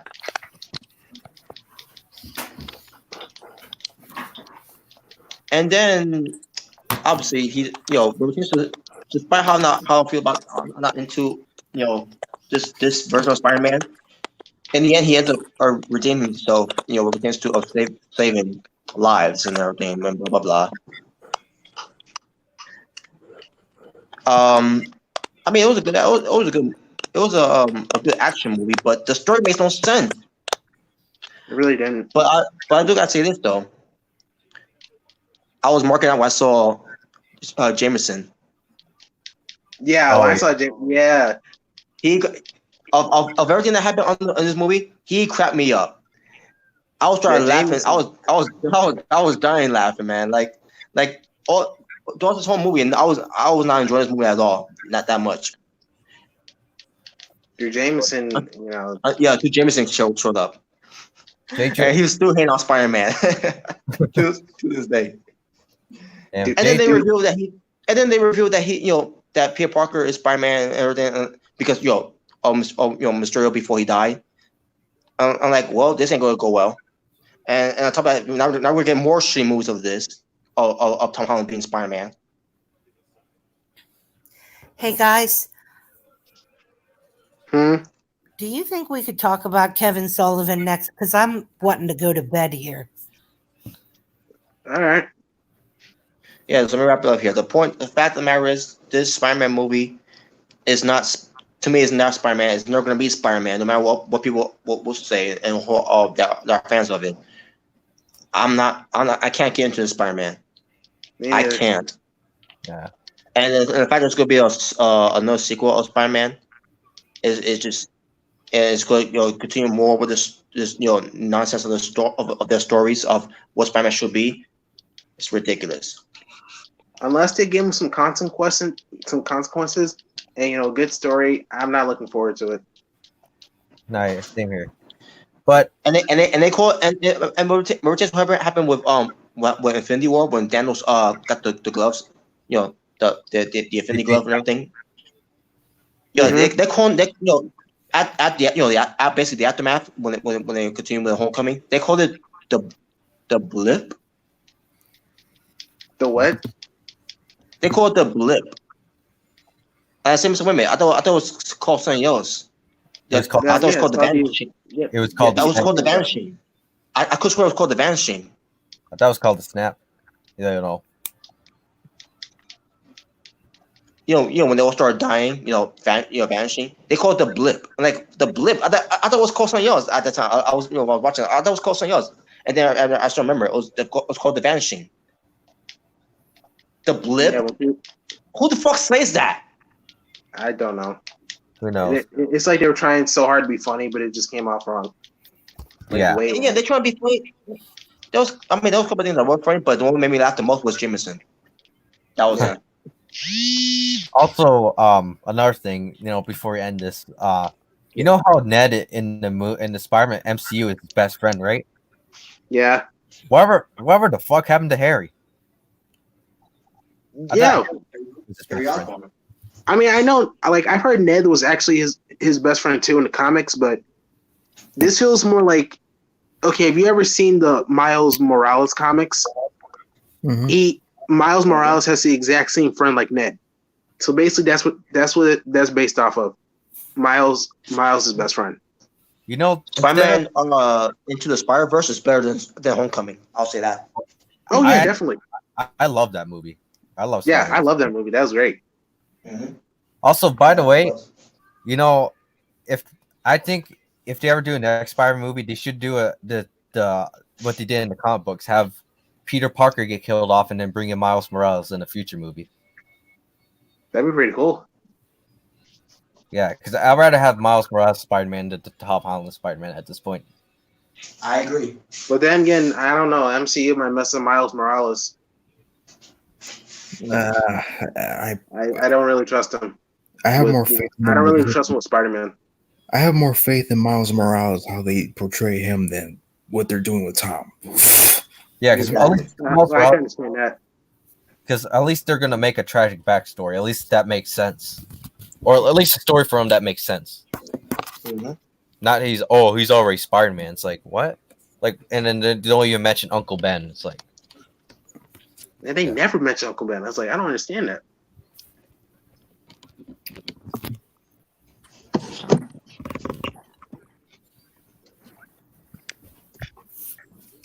All right, you guys are done before. Yeah. Yeah, we're done with Spider-Man. yeah. Now we can get to Kevin Sullivan. Oof, what did he All do? right, take it away.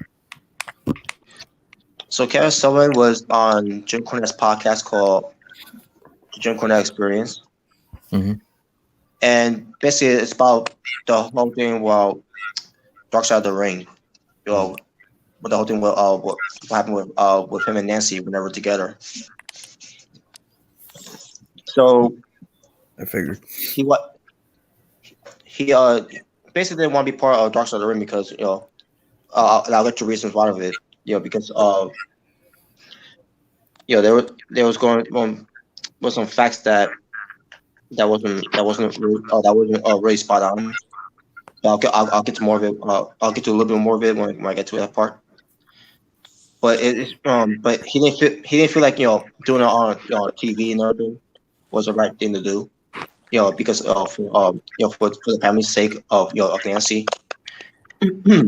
But he had a lot of respect for Nancy's parents and for his sister.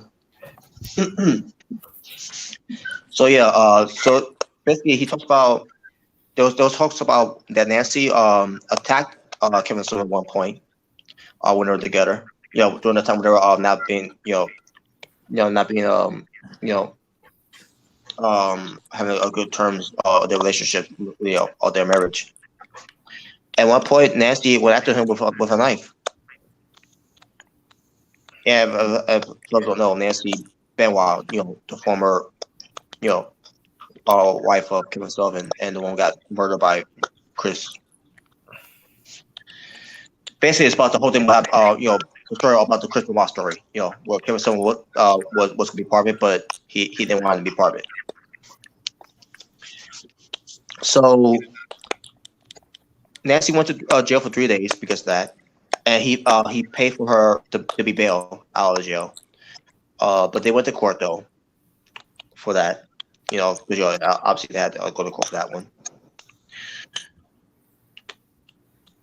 Then he brings up about what Sandra said about some things that are in her own way with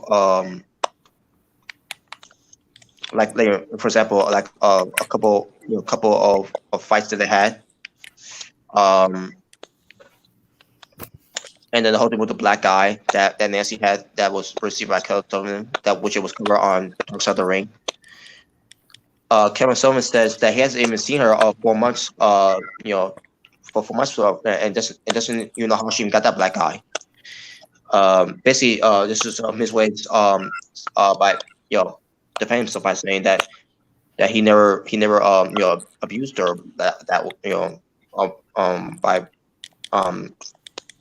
giving her a black eye. Says something about how she may he's not calling her a liar. That's what he's saying. He's like maybe she got her timelines wrong in a way. And he said nothing but nice things about Sandra, during this whole thing. That Jim Cornette was asking him questions and everything about not just with Dark Side of the Ring, and also with Benoit, but also with Nancy as well, and other things too. Real Basic versus Wrestling.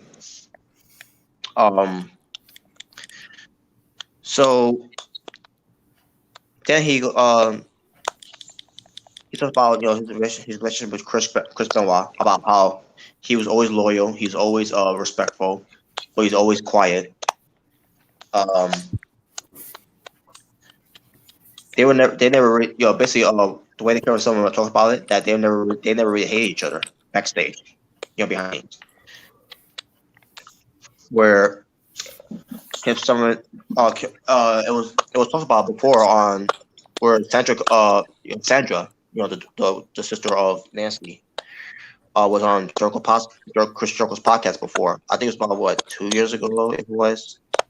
I can't remember, over 3 years ago. It was basically on the 10-year anniversary of Chris Benoit, of what he did. Basically on Talking Jericho, that Sandra talk about some other things too. But again, Kim Sullivan's like saying maybe she got her timelines wrong, that some things weren't true, but he wasn't calling her a liar, because again he's not that type of person to say, oh, you lie about this, you lie about that, and everything. No, he was basically saying, maybe he just got her timelines wrong, because he had a good memory about what happened with this and that and everything. So also they talk about Malenko's wife, who's on Dark Side of the Ring, and talks about when Malenko's wife wanted Nancy to get out of that abusive relationship during that time, and Kevin Sullivan is like he's never even met Malenko's wife, and talking about that he and Nancy never had that type of abusive relationship, because of him.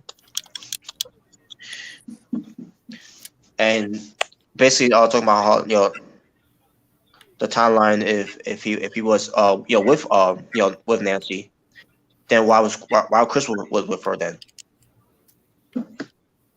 So basically that was impossible for him to be with her if she was with Chris, during that time.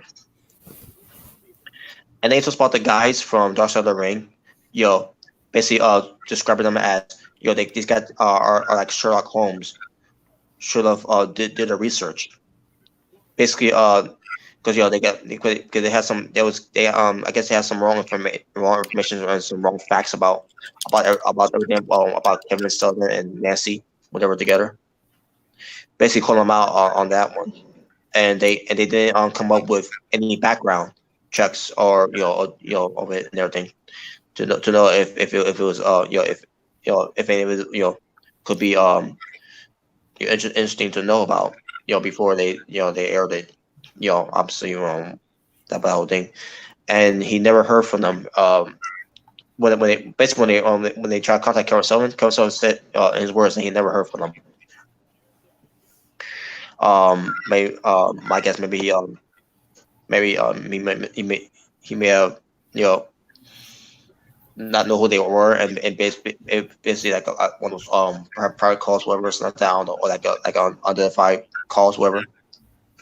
I don't know. That's just my guess, but I don't remember if he had a full details of it though. But basically he's basically telling his words that he never heard from them about doing a show for them on Dark Side for Dark Side of the Ring. Then he talks about Chris Benoit and Kevin Sullivan's match, where Sandra thought it was a real fight between those two, where Benoit and Kevin Sullivan was basically hitting each other for real, and that wasn't the case at all. It was just them being wrestlers, stiffing each other. But potential storyline, Kevin Sullivan, obviously we all know about this one, the story that he wrote about Ryan's own divorce of him and Nancy, where Nancy would go with Chris, and it ends up being reality too, by the way. Since we look back at it. But Kevin Sullivan's like, but I'm kind of glad that she thought it was real, because that means they were doing their jobs. Chris and Kevin, and then she talked about how they would get into real fights and everything. Basically Kevin saying that she may thought that they was getting into real fights afterwards and everything. And then but that wasn't the case at all either, because Chris went to Kevin Sullivan. It's just Kevin Sullivan's words saying that to Kevin that thank you for this match. It was great and everything. So they were. It's the way that Kevin Sullivan was describing it. It sounded like they were friends during that time. Despite Chris being with Nancy later on. At the end of the day, it's Kevin Sullivan. He's a professional wrestler, and he was a booker. So, the whole real cause of the situation. But what's in the case at all? Based on Central Saw on TV, when she thought it was that this whole thing between those two was real, a real fight and everything.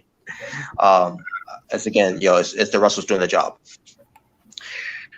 Then we get to some people, after what happened with Chris Benoit, what he did, where people went after Kevin for being behind the murders, about that whole situation.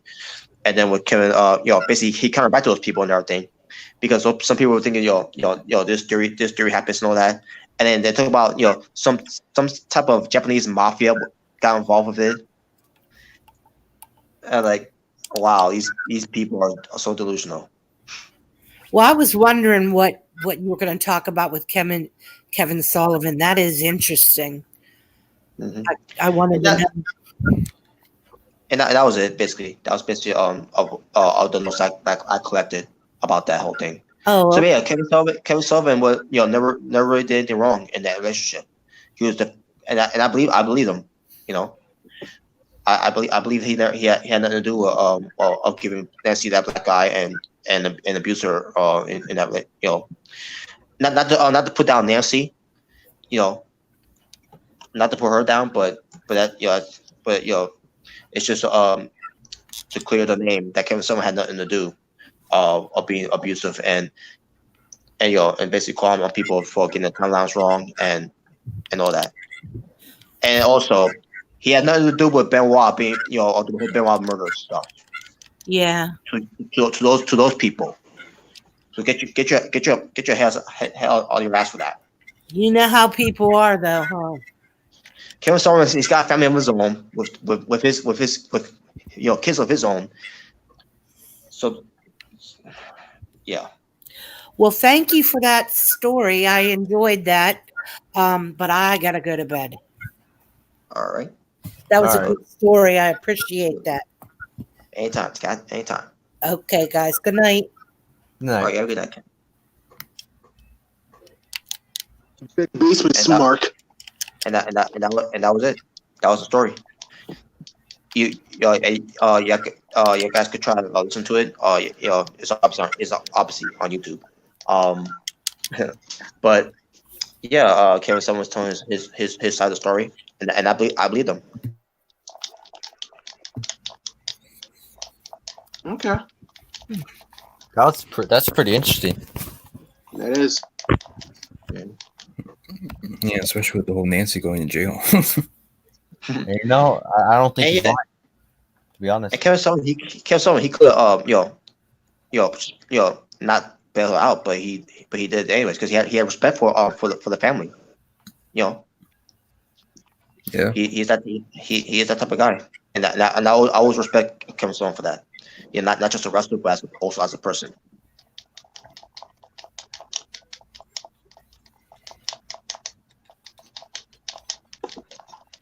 And who's button smashing?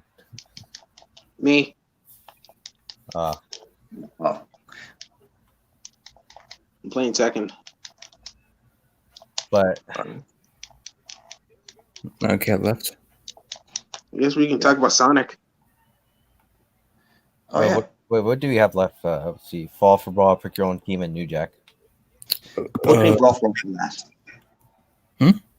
What happened? We'll say Brawl for All for last. Which one? Oh, Brawl For All. Okay. Okay. Yeah. Let's see. So we got Sonic.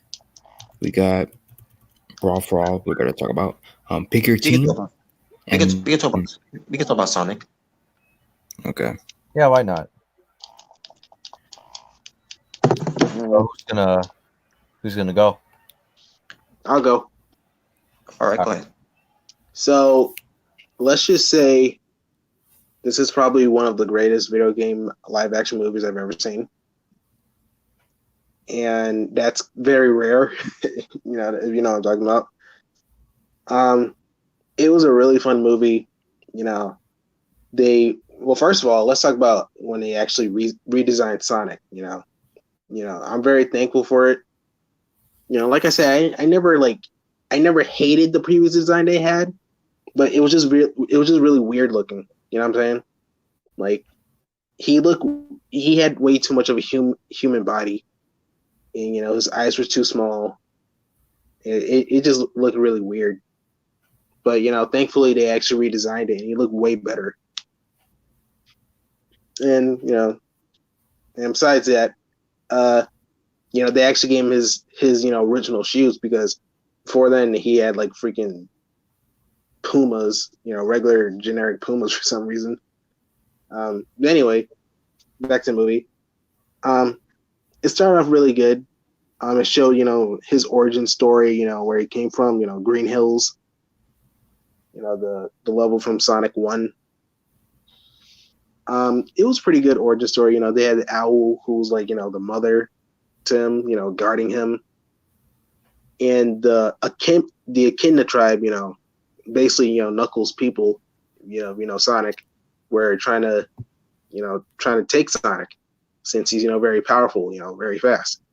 So she takes, the owl takes Sonic, she gives him the rings to go to the human world, and he does, but he's all by himself. So he grew up by himself in the human world. And, he's chilling. He's making sure no one knows, what he is. People don't really see him until further in the movie. But yeah, he's just, living his own life, underground. If anything happens to him, he'll go to like a different world, use the rings. And it's pretty interesting. And okay, we meet this character named Tom, who's basically a cop who works in Green Hills, Montana. And he wants to go to San Francisco, to be big time cop. And also we actually get to see Dr. Eggman, who works for the government. Since Sonic, they detected some powerful energy from Sonic, so they called in Eggman to check it out. And I'll just say Jim Carrey as Dr. Eggman is fantastic. Like, he is funny as Eggman. They did a great casting for Eggman. That was great. So Eggman goes to Tom's house, and he detects Sonic is there, but he doesn't see him yet. Sonic's standing upstairs, until Eggman threatens him to, if I'm giving you 5 seconds to tell me where it is. And then when Sonic comes out, he said, "Wait, don't hurt him." And Jim Carrey is screaming like a girl. It's the funniest thing. So I'll just say, Sonic and Tom to go on this adventure to get away from the government and Eggman and stuff. And then once they reach, almost to the end,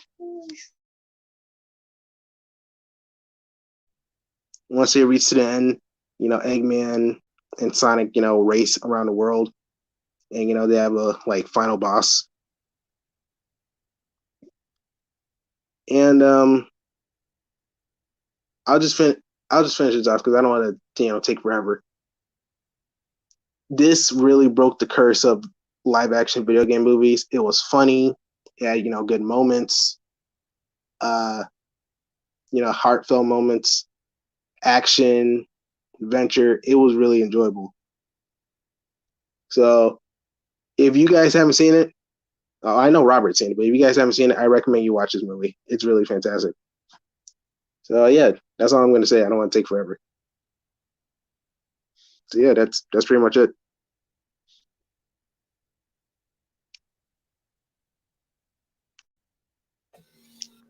Seems like a great movie.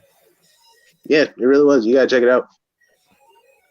Once it comes on Blu-ray or DVD, I probably might buy and check it out. So, yeah. All right.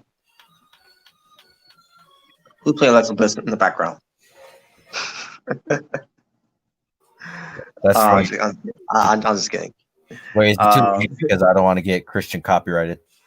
All right. Is it too loud? I don't think it wasn't that loud, but Yeah, it's no big deal. Yeah. Okay. All right.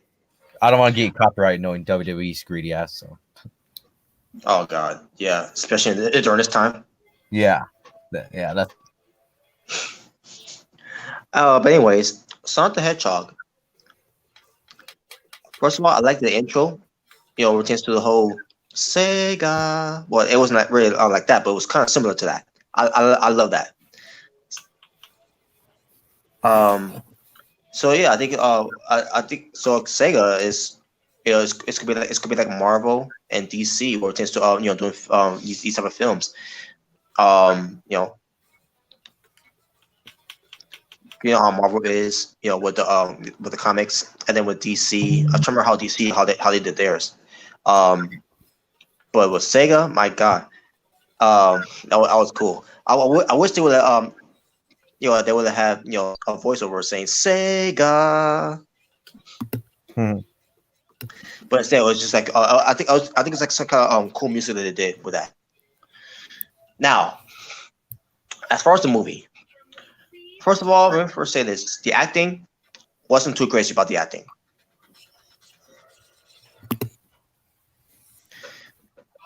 The acting to me wasn't the best that much, especially when it pertains to the guy who plays Sonic. I wasn't really into the voice actor of Sonic that much. Just for that much. The casting where it pertains to Jim Carrey being Dr. Robotnik. Sorry, to me that's not Dr. Robotnik. To me, if Dr. Robotnik had a retarded brother, that was Jim Carrey.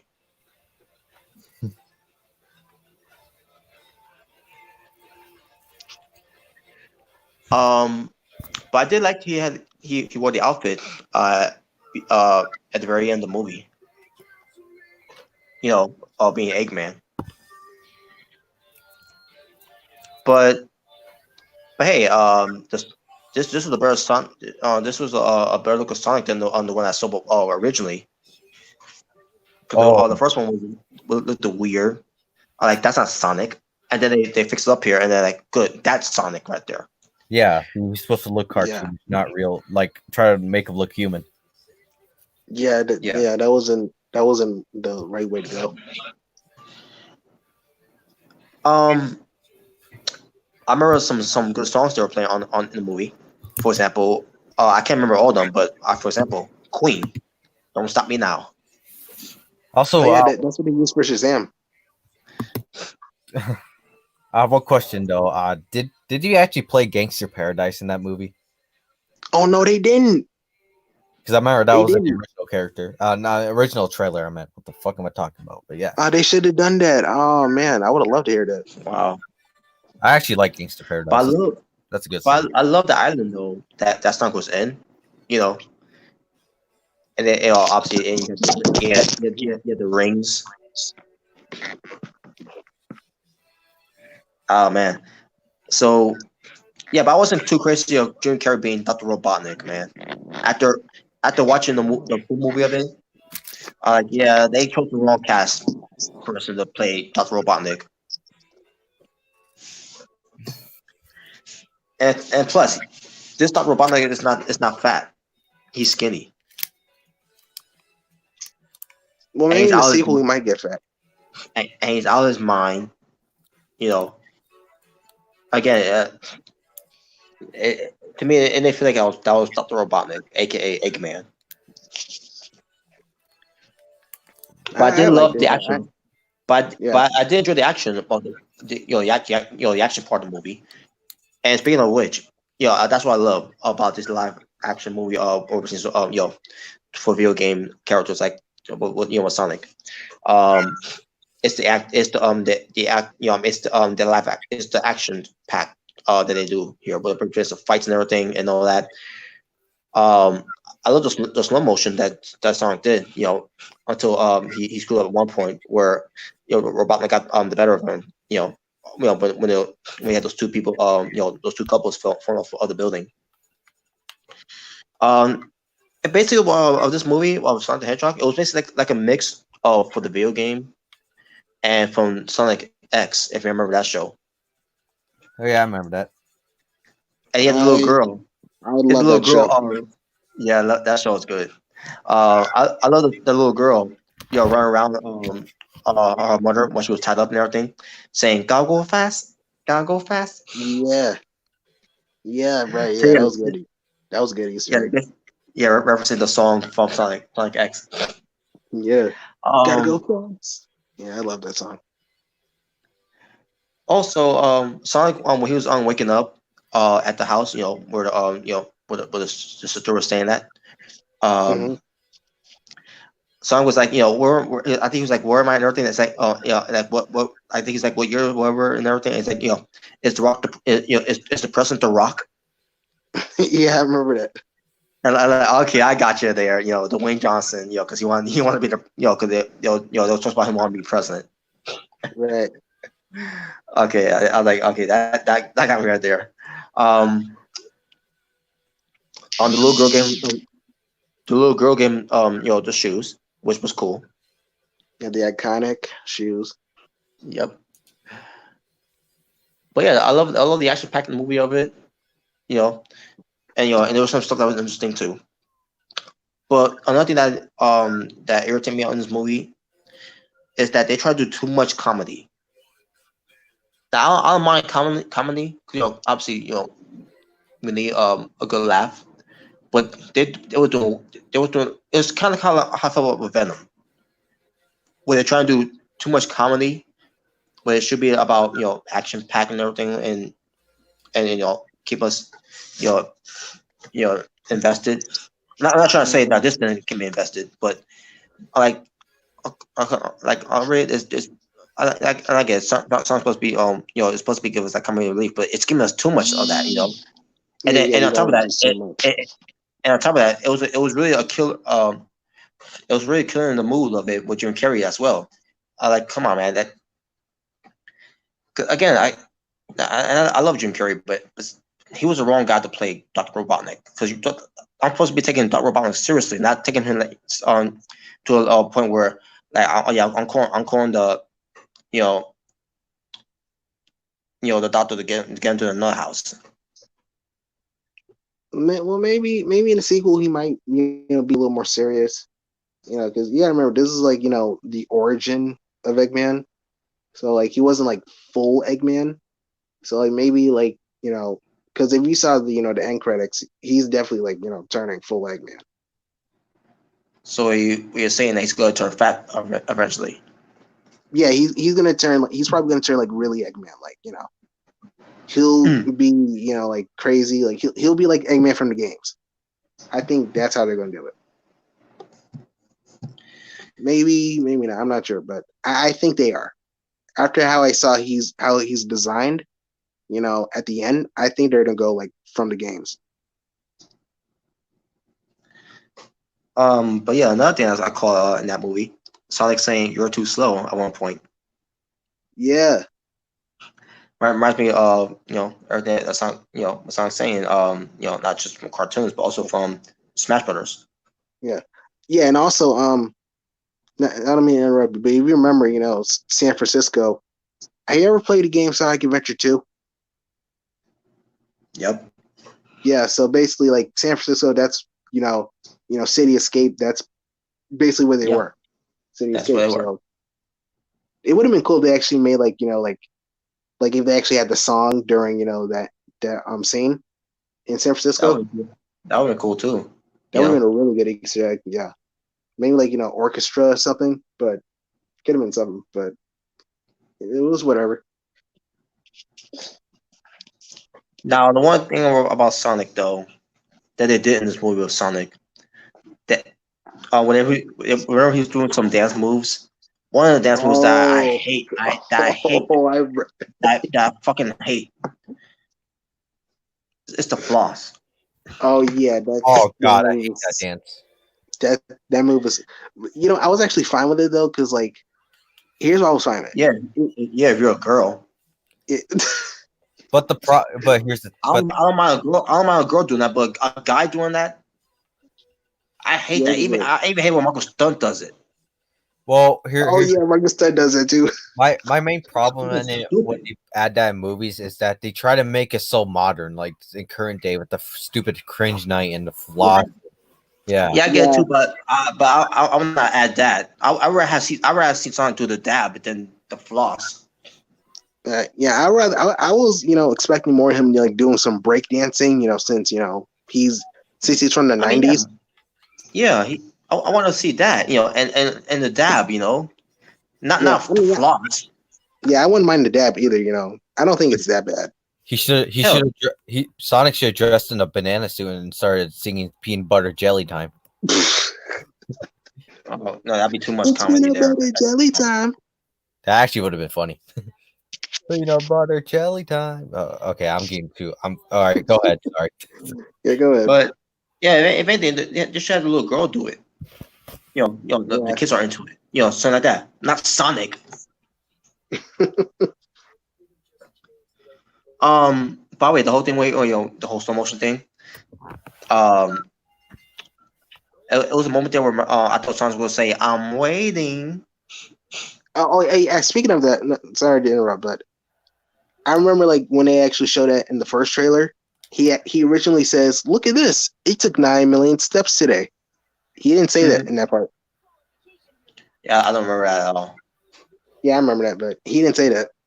So I was like, okay. But continue. But yeah, but I still enjoyed the movie. It did have a lot of action there, so I'll give him that.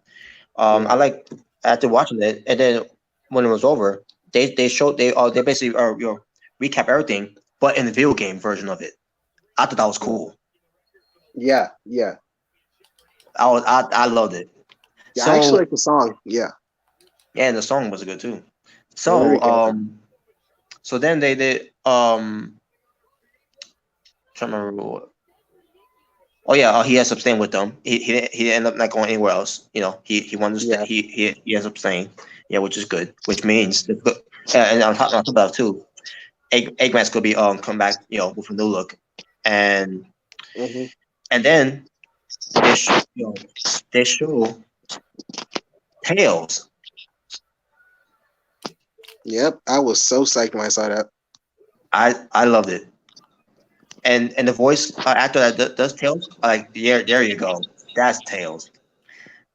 Yeah. So yeah, this could be a sequel of Sonic the Hedgehog. Whenever that's gonna happen, because after everything's going on right now, who knows when that's gonna happen? But yeah, probably 2021 or 22. Who knows? But yeah, I'm very ecstatic to see that Tails gonna be part of it now, and it's gonna be another movie of it, and great, I love it, man. Despite some negatives I point out, I still enjoyed the movie for it was better than Far From Home. Oh yeah, definitely. I'll say that. Yeah, as a Sonic fan, I am very happy to know this film was very successful and everyone loved it. It makes me happy that this was the video game live action movie that was really good and people actually like. So it makes me happy for my boy Sonic. It was very enjoyable. I loved the Easter eggs. I loved the action scenes.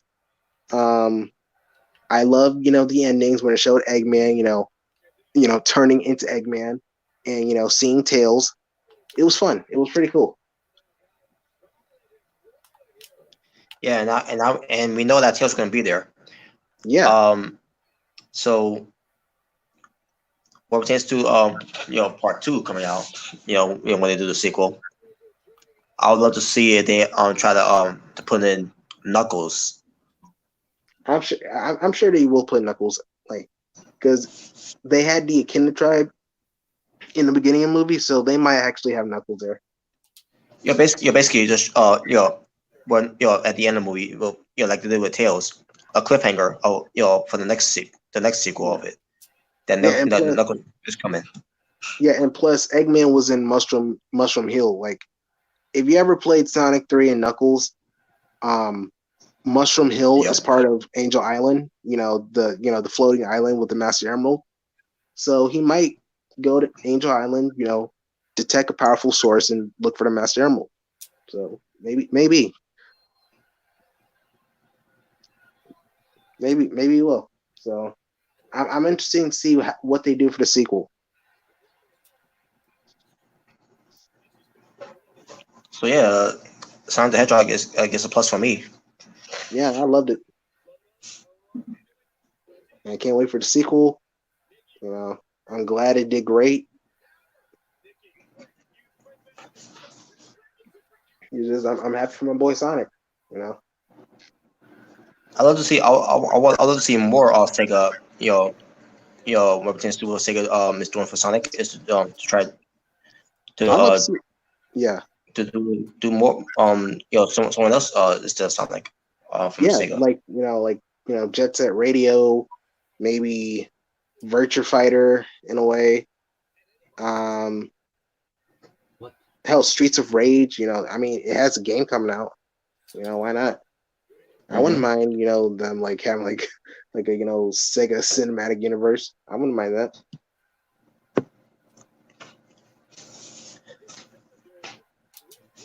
Yeah, man. I love the movie. It was really fun. Yeah, I wouldn't mind seeing a sequel of Sonic. Yeah, most definitely. I thought what they did so far. I thought they did their best to give us a good Sonic movie.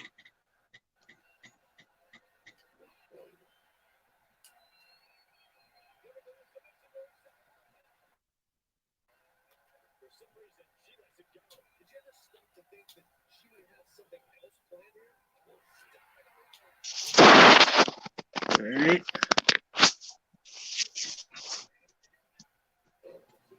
Yo, Christian, you got anything to say?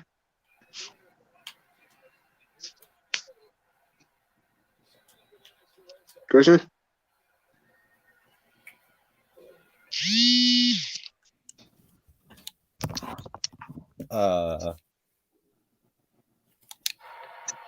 Maybe Wi-Fi went out. Maybe contact him to see what's going on. Let me try to contact him real quick. All right.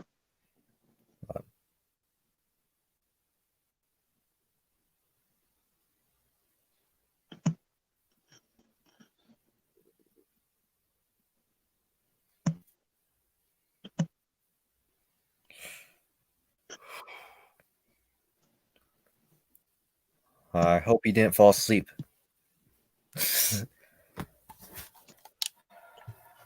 Yeah, if he did, oh boy. You awake? Oh, okay. Yeah, I'm starting to lose myself a little. Oh. Yeah, we're still on. Sleeping. Yeah. So you guys are still on Sonic? Oh no, we're done. We're done. Well, okay. we're done. I didn't really talk too much about it. Yeah, we're done. Okay. Yeah, I haven't seen it yet, so I think you should watch it. Yeah, you should watch it. It's really good. All right. It won't piss you off like Homecoming did. I'm sure it won't. So should we go pick your teams now? All right, let me get the. Yeah, I'm still wondering what this is all about. Pick your teams. Yeah, I actually got the list of teams here. Okay. Let me get the. Yeah, I'm gonna screen share this.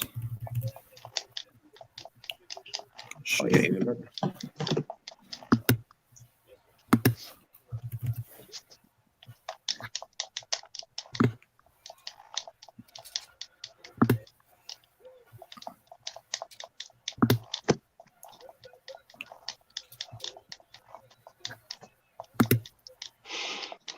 Come on.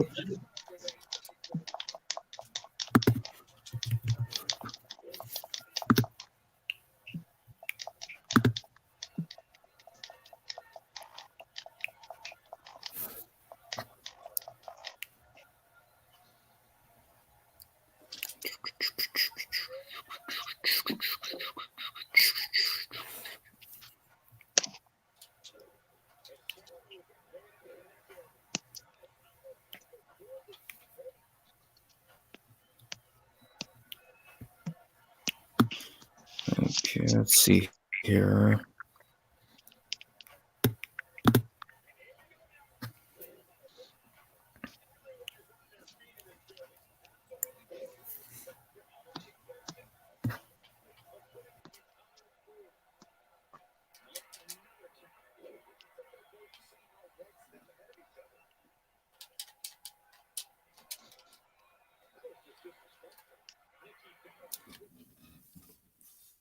Where did Christian go?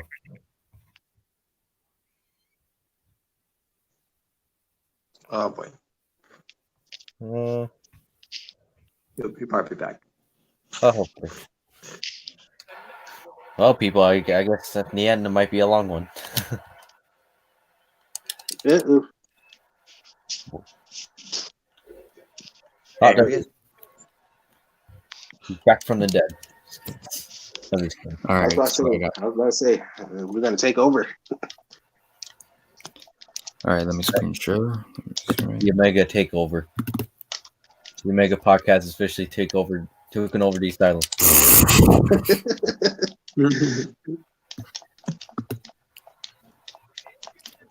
I haven't done a show in a while. Huh.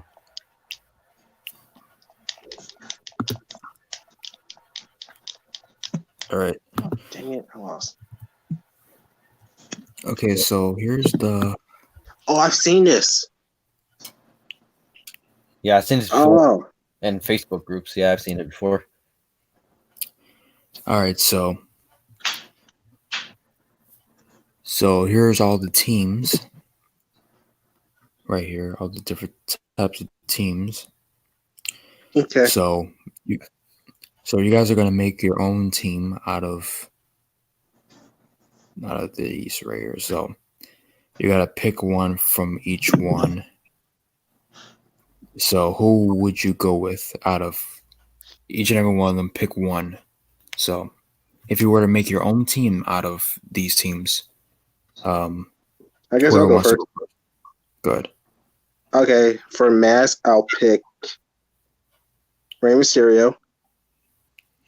Okay. For face paint, I'll pick Sting. For mind game, I'll probably pick Bray Wyatt. For powerhouse, I'll pick John Cena. And for high flyer, I'll pick.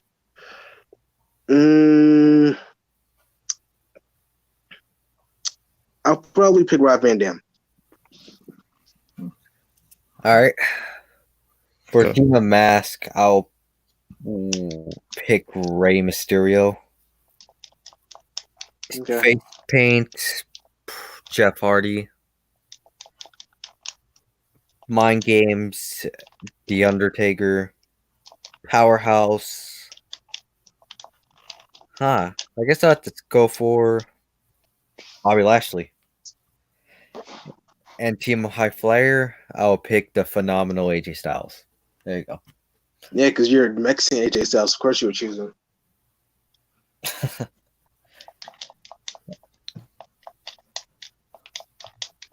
For me, Yeah. Mask, I'll go with Mankind. Face paint, I will go with Finn Balor. For mind games, I'll go with The Undertaker.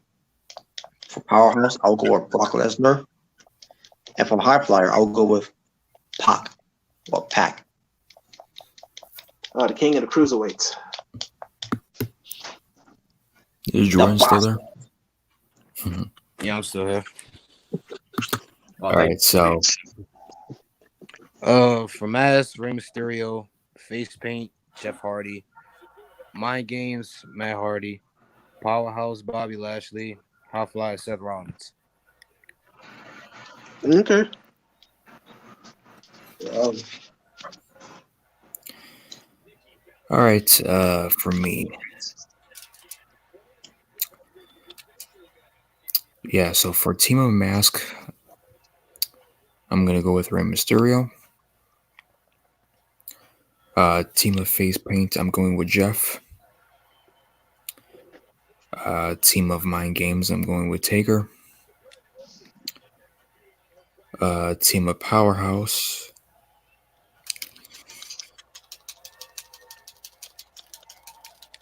Yeah, I'm gonna change. I'm gonna change the last two. Team of Powerhouse, I'll go with Brock. And Team of High Flyers, I'm going with Rob Van Dam. Okay. Yeah.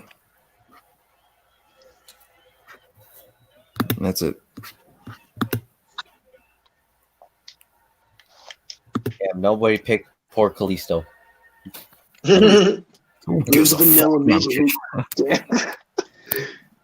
I'm surprised he wasn't released. Yeah, I'm surprised Oh, either. yeah, he wasn't released. Yeah. Not gonna lie, I thought Kalisto was Rey Mysterio at first when I first saw him. Me too. I was like, I think that was it for that one. I like how Remington's still online, but he's not here with us. Yeah, I was getting notifications from Rem. He was posting something on Facebook, but all right, main event, and then The main event of the evening. I'm passing out. It's the Brawl For All from Dark Side of the Ring. One of the worst ideas in wrestling history. And it's kind of, messed up how this ended up becoming about too, Especially your sit down interview during the documentary with someone that I can't stand, and Vince Russo, aka Shit Stain. Dude, how about what he said? Like, I think it was the same episode. Oh yeah, bro, we're here not to talk about wrestling or everything but wrestling because I can't stand wrestling, bro. Fuck off. He's not a fan of wrestling. He's a fan Why of. did you join the business? He's a fan of shows like Jerry Springer. Why don't you go work for Jerry Springer then? Freaking idiot. He had to be a writer for the magazines for WWE, at the time, the magazines.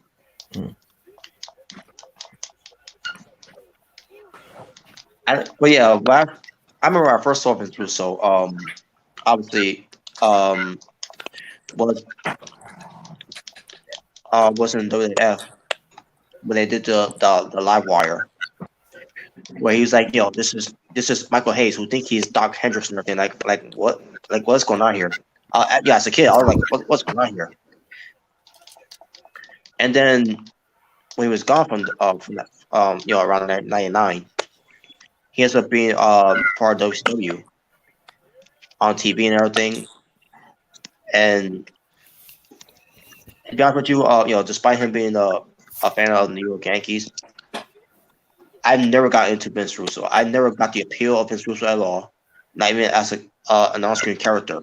Especially for these things that I heard about what he did behind the scenes for the WF, and then what he did for and what he did to WCW, and then what happened on TNA as well. I never got the appeal of this guy at all. Wait, he was in TNA?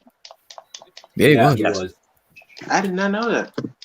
He was one of the reasons why TNA is right now. Wow. So I'm surprised he didn't bury TNA. So basically, everything Vince Russo touched turns to shit. Yeah, just stay. Yeah. But no, remember, people say he's a god of booking. He killed WCW. What he did is kill the ratings of WCW and the careers. Yeah. The god of booking. Also, let's not forget how this asshole made fun of Jim Ross's Bell's palsy. Wow, he really did that. Mm-hmm. Him and Ed Ferrara, it was a disgrace. Yeah, it was. How you gonna make fun of someone's real condition? Like that's so disrespectful, bro. But hey, let's forget all that and have Vince Russo come back to wrestling as if he's gonna save it. I'm not gonna lie.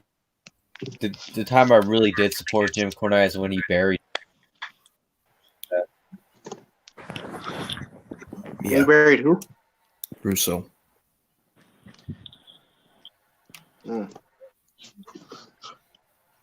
Yeah, so Jim Cornette, he's on a documentary too. Talk about his say. Basically, we're saying the Brawl For All.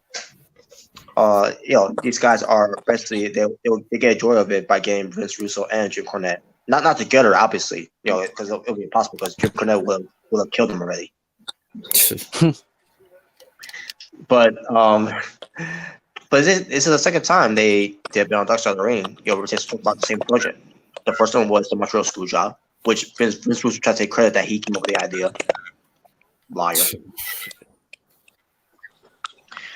And then we get to this Brawl For All. So how this happened? How this whole thing happened with Brawl For All? Well, first of all, he talks about the gimmicks that happened in WWF at the time. During the obviously when he first started in the new generation era. You have guys like Bret Hart, Shawn Michaels, Razor, Diesel, and then you had other guys like the Goon, JD. No. T.O. Hopper and Mantar.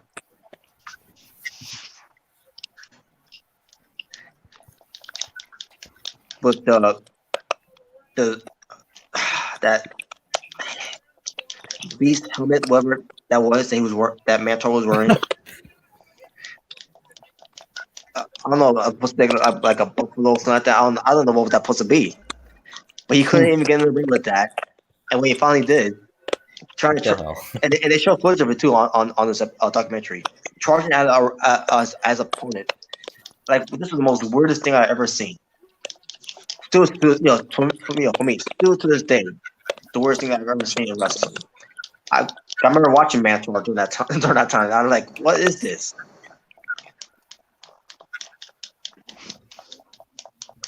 So then, Vince McMahon, Pat Patterson, Jim Ross, Bruce Pritchard, who's garbage, Jim Cornette. I think Kevin Dunn was there too. I could be wrong. I think it was during that time when Kevin Dunn didn't want to be there because Jim Cornette, And Vince Russo was there. Vince Russo thought he was going to be fired, but instead he has to be the head booker. Yeah, he has to be the head booker. Because apparently he was the answer to their problems. Even though he's not a wrestling fan, he hates wrestling. Yeah, in which Vince Russo says why Jim Cornette has had a hatred for him. Well, I guess one of the reasons, because he was jealous that I became head of the booker and all that. It's like, okay. First of all, Jim Cornette wasn't jealous because he was gone. He was going to be gone during that time. He was going to be gone from the from being in those meetings anyways, and he was happy for that. So if anything, he was jealous because I became head of booker, bro. Yeah, okay. Yeah, sure you are. So yeah, either way, Jim Cornette was happy that he was no longer part of that team because he would have had a heart attack and died. He would have had a stroke and died. All the possible things that ends up not being possible, for Jim Cornette. But then again, whatever. So Vince Russo came up. I mean, he started being like I said, he started becoming the head booker, for the creative team, and then this is when it all happened. Bradshaw, who came up being called Blackjack Bradshaw. One point about I'm so tough I can beat all your It was such a degree that was said backstage. You know how Bradshaw is, corporate dick what? Now during that time, he wasn't being a bully yet because he just started, obviously. He didn't become a bully until, when he started, being part of, this is my guess, when he started becoming part of the Ministry of Darkness. Oh. So Vince Russo went to Vince McMahon. He came up with this idea. We're gonna have this concept called the Brawl For All. Have these wrestlers, shoot at each other to see who's the toughest guy and everything, right? And Vince McMahon is like, yeah, it's a great idea. And that's when the concept was born. All you need now was the participants. So basically, here's the moral of the story of this. The reason why this whole Brawl For All happened in the first place is because Vince Russo, because JBL was being so rude and obnoxious and everything, backstage and being a tough guy and everything, it's because he wanted to see Bradshaw get his ass kicked. He wanted to see him be put in his place. So you made this whole dumb Brawl For All thing just because of one guy pissing you off?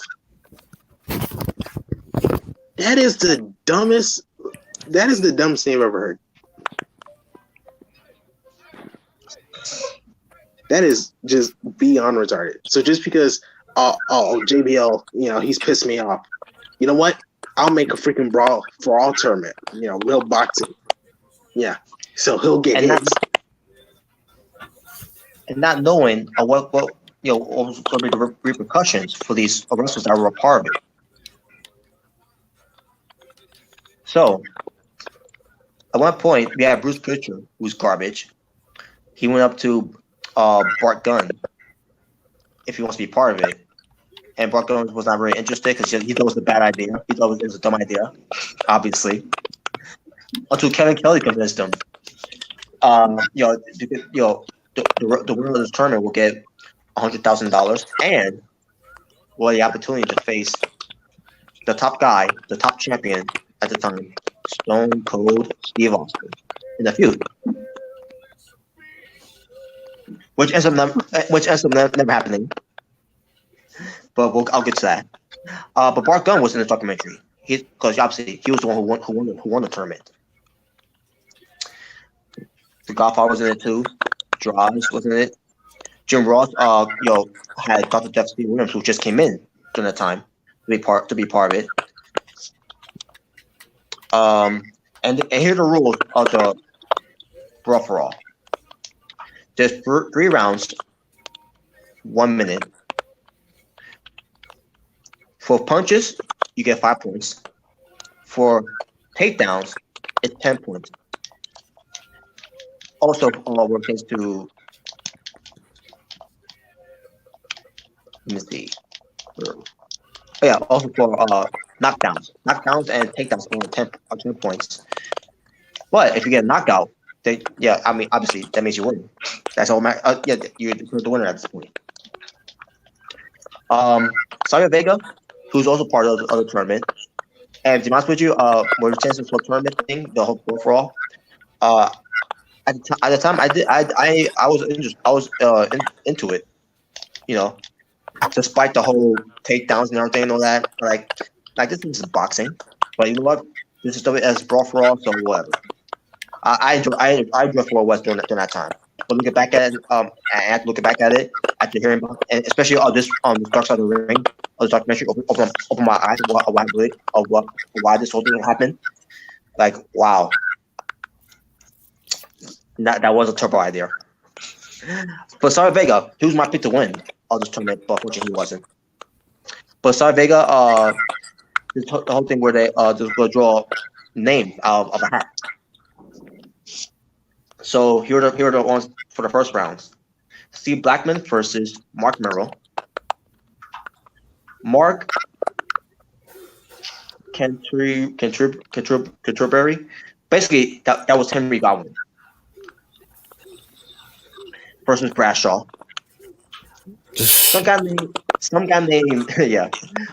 named Brad Cush. Don't know who he was. Don't care. He had to be nobody. Oh. And on top of that, he ends up being released anyways during that time. So. Versus Savio Vega. Draws versus Road Warrior Hawk. Bart Gunn versus Bob Holly, which during that time they were a tag team. There was a new Midnight Express where you have Bodacious Bob and Bodacious Bart. I think that was their names. Being the Midnight Express. But by the way, terrible names, terrible name. But Bart Gunn talks about a random draw. Yeah, right. That wasn't a random draw. I'll get to that later though. Not the whole name is being a rip. The whole team of Bart versus Bob. I'll get to that later. Quebecer Pierre, who we know now as PCO, versus Dr. Death Steve Williams. The Godfather versus Dan Severn. And 8-Ball versus Scorpio. So Steve Blackman won the first round against Mark Merrill because Bertis is Brawl For All, anything goes, right? You made anything do some kicks too until they changed the rules of it afterwards. So Steve Blackman did win the fight, the tournament, but then he has suffered an injury during his match against Mark Merrill. So Mark Merrill ends up taking his spot. Even though he lost, but okay. Right there ends up being a bad idea. Like if that's the case, then whoever wins the next tournament should get a bye. For example, Bradshaw, he won that fight. He should get a bye instead of doing this whole thing where someone could seriously get hurt in a shoot fight. Because that's what it was. This was a shoot fight.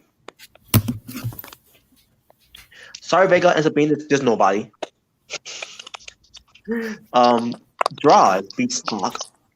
We all know how Hawk is a tough guy, behind the scenes and everything. Until Draws put him in his place. He probably puked in his face while he did it. No, I'm just kidding. I was gonna say, he's gonna puke. That's stupid. For those who don't know, that was Draws was puke. He's gonna puke. Anyways, Bart Gunn beats Bob Holly. And by the way, during the time they were a tag team, they were also good friends. And they traveled together and everything. And then after this, they went to the hotel rooms and it was an awkward silence. Shit, bet. Bart Gunn, in the documentary, he describes it. How it was awkward and it was silent and everything. They didn't say anything to each other and all that. Because they were because before all this, they were like bros and everything. They could talk about anything they want and everything until there's this Brawl For All. So yeah, I don't know if they still have it. I don't think there is, but I never heard any conversations between these two ever talking to each other afterwards. Well, I'm pretty sure there is, but not that I know of. But I was Bart going to give details of it in this documentary if there was. Steve Williams beats Pierre. Dan Severn won the fight against Godfather, but then all of a sudden he decided to withdraw out of it because he thought this was stupid. So Godfather advances, which was a big mistake based on what happened later on. We'll get to that. 8-Ball versus Scorpio. Scorpio wins. Too close Scorpio, by the way, for those who don't know. Yeah. Also, for those little E-sheeps, Flash Funk. Anyways, Mark Merrill versus Bradshaw. Bradshaw wins. Draws versus Savio Vega. Draws wins. Bart Gunn versus Dr. Steve Williams. This is the story we need to get to now. So, there's been talks about Jim Ross about putting over Dr. Steve Williams. He's so great and everything. Let's see, Jim Ross overrating Dr. Steve Williams. which is good because Dr. Williams he is good. We're saying so about him being an amazing athlete, not just in wrestling, but in all sports that he was in as well, like in football. And he's also a good amateur wrestler and everything. From Oklahoma. So yeah, he's Dr. Williams. He is legit. And even in a real fight, he could be legit too. Until this fight, where people are like, you're gonna get knocked out. They're going to Bart Gunn, basically trolling him and teasing him and making fun of him. That that's just gonna knock you out. He's gonna knock you out and everything. But at the same time, yeah, some of those people were like, oh my god, I want to see Bart Gunn knock out Steve Williams out, just Jim Ross up and everything. Because Jim Ross was annoying people about Steve Williams, which was funny. Then we get to the fight. Steve Williams, he has to get hurt. He may have torn his thigh, or whatever, or something from his leg, where he had to fight with one leg. He went down at one point, and then he has to get knocked out. He has to get knocked out by Bart Gunn in the fight, where everyone in the back were popping, but at the same time, there was some heat towards Bart Gunn. Because the original from this concept, the original concept, obviously, from Vince Russo to teach Bradshaw a lesson. But there's another story behind this too. For the winner of the $100,000 and to fight Stone Cold Steve Austin for the title, a title match, that this was supposed to be for Steve Williams.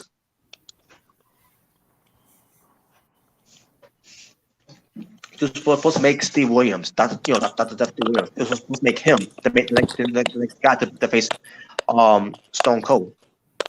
And there's a lot of stories behind that too and everything. There were some different stories of it about that whole thing. But it's never happening because Bart Gunn knocked out Dr. Death. And this led to Jim Cornette going to Vince Russo. He's like, "Are you happy now? You just lost us millions of dollars, and you ruined the career of Dr. Steve Williams because of the stupid concept he came up with." And Vince Russo was like, "So what? We made a new star in Bart Gunn." And he's like, "I'm gonna kill you," and everything. Because he doesn't understand what he just done. And I agree with Jim Cornette, but to say that you want to kill him, like, okay, take it easy there. But I'm like, yeah, man, because I was a big fan of Steve Williams when he came in.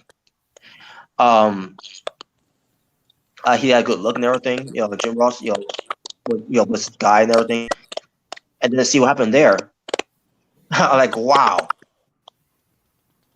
At the time, I was like, I was rooting for Bart Gunn either way, but I was still,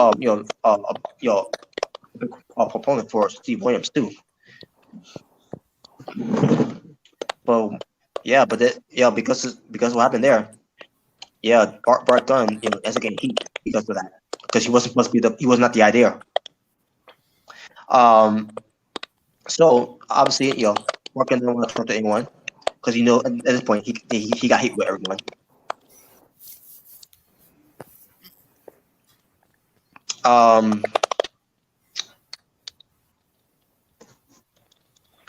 But yeah, that's what really started a hatred between Jim Cornette and Vince Russo. Besides the whole thing where he's not a fan of wrestling and everything, so he's a fan of Jerry Springer and everything, blah blah blah.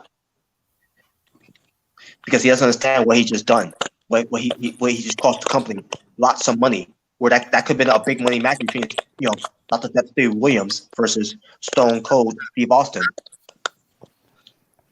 Because those were Jim Ross's guys, Steve Austin and Steve Williams. And imagine how that would have been in WWF. Definitely would have been interesting. Well, Vince Russo, like, but who cares? We made a new star in Bart Gunn. Like, no, this is not why you did this. You did this because you want to teach Bradshaw a lesson, you fucking asshole. Yeah, exactly. But come on. Who cares? We made a star. Let's shut up. Oh yeah, yeah, sure did. Oh, I'll get to that part later. The Godfather beats Scorpio. Bradshaw beats Draws. Draws believes still to this day that they rigged, that was rigged because he had the better offense in the match, but they had Bradshaw win. Bart Gunn versus the Godfather. The Godfather, you know what was his routine before going to this box, this Brawl For All? Can we guess? Smoking some weed. Yep. Oh man. But here's another thing too. Godfather, Charles Wright. He's a tough guy. Remember that too. For stories I heard, especially it was covered in this documentary, because he was there talking about it too. This whole thing with him being the Godfather, the pimp, it's not just a gimmick. That is him.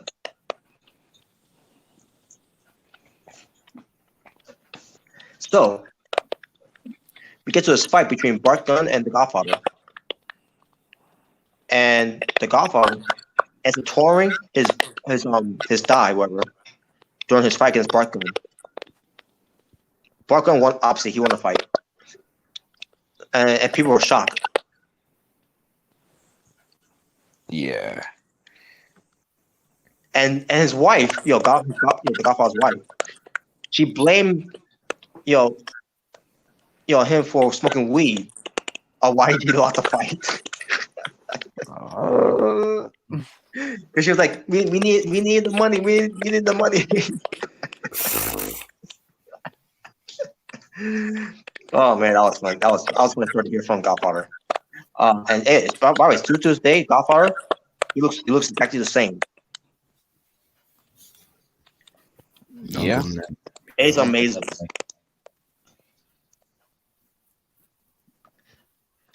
That still amazes me, man. And then finally we get to the finals. Bart Gunn versus Bradshaw. Bradshaw got his ass kicked. Finally, Vince Russell got what he wanted.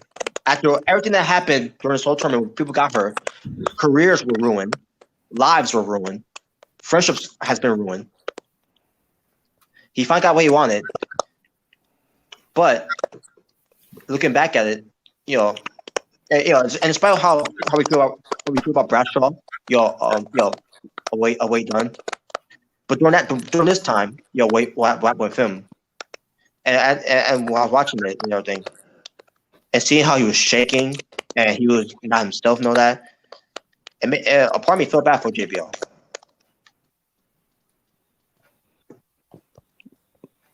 A part of you?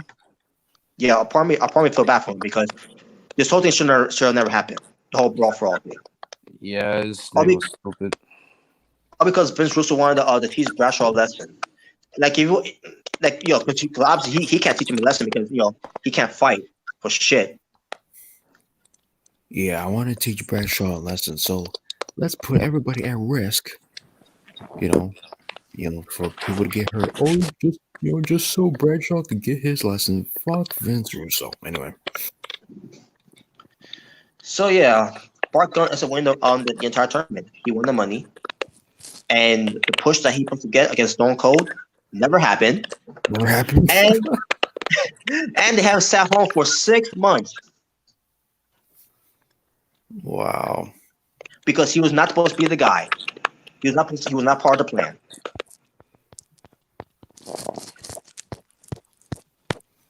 What a waste.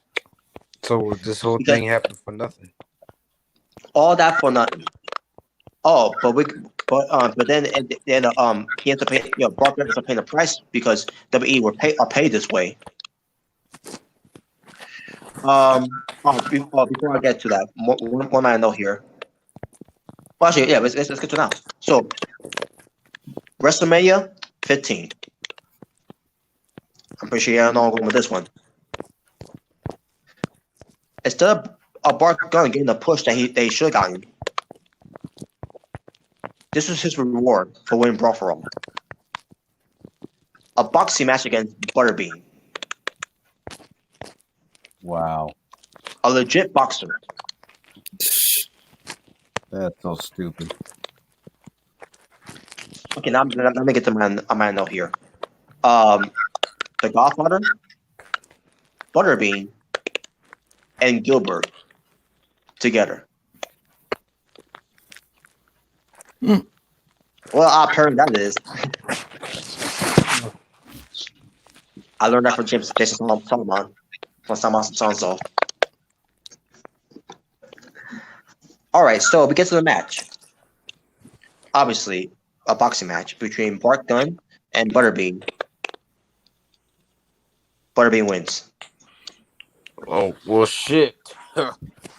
Yeah, exactly. No shit, he wins.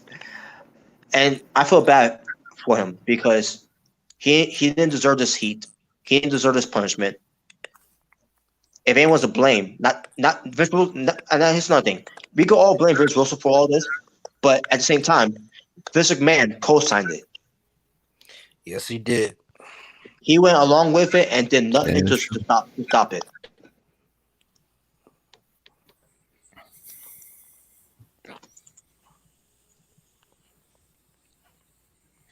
So Bart Gunn, his career was over after that. He was released. He has to go to Japan to do other things. You know, returns to wrestling, MMA, and after that he was done. He was done with wrestling. He was done with fighting after that. WWE ruined his career out of pettiness. But he did nothing wrong. He did nothing wrong.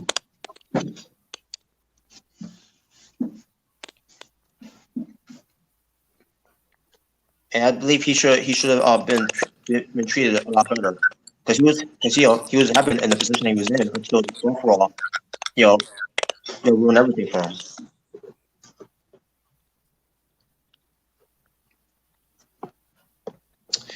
So Bart Gunn right now he's living life good. I forgot what his job is, but he's got a day-to-day job. He's doing good for himself. And again, I do feel bad for him, after everything that happened, because they should give him this guy a chance. He won the Brawl For All. He should have got an opportunity to be something instead of throwing him to the wolves, a big wolf in a way, like Butterbean. And Butterbean, he told him too, I'm gonna knock him out. He's gonna knock him out. Like, he's not going to lay down for anyone. He's not the type of, obviously, he's a boxer. What boxer will lay down,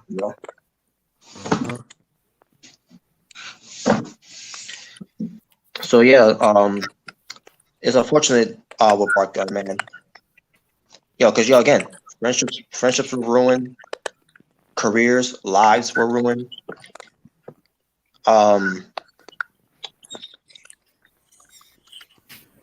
Not in the way of my life hit rock bottom, but in the way it was cut. Their lives were kind of ruined because it's just they love to do, and because of us, a bullshit like this happened. It's what ruined it for them. There was more to it on here.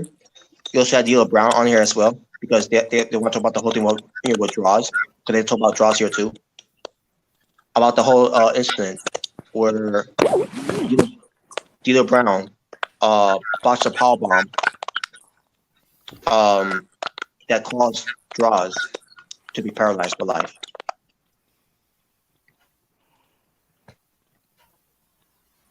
And Draws was on his documentary, and he said, there was no hard feelings after that, it happens and everything, everything happens for a reason. Basically, Draws doesn't fault D'Lo Brown for what happened, and D'Lo Brown,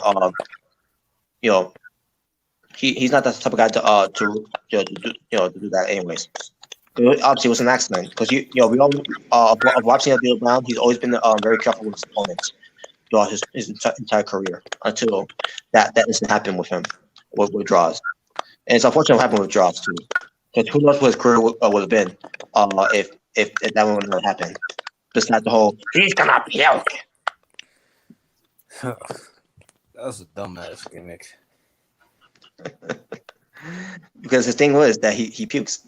You know, and that's legit, folks. He knows how to puke. Yo, while feeling sick. But that ends up being a gimmick, you know. And years later after this, when Vince Russo looking back at the Brawl For All, Shitstain says, you know, he regrets what happened with all that now. Oh, now you regret it, huh? Oh, you didn't regret at the time, but now after all these years you regret it? Fuck you. 20 years after the fact. And now also he feels bad for Bradshaw what happened in that fight.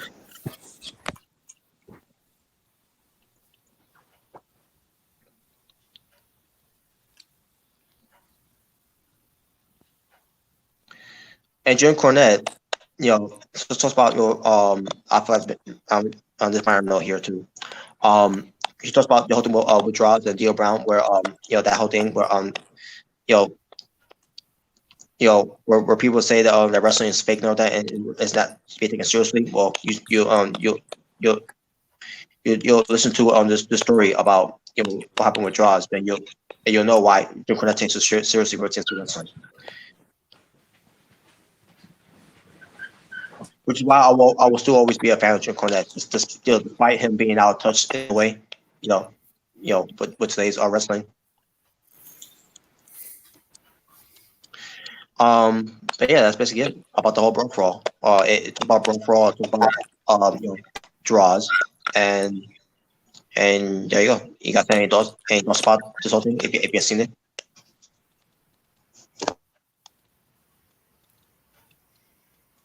All right.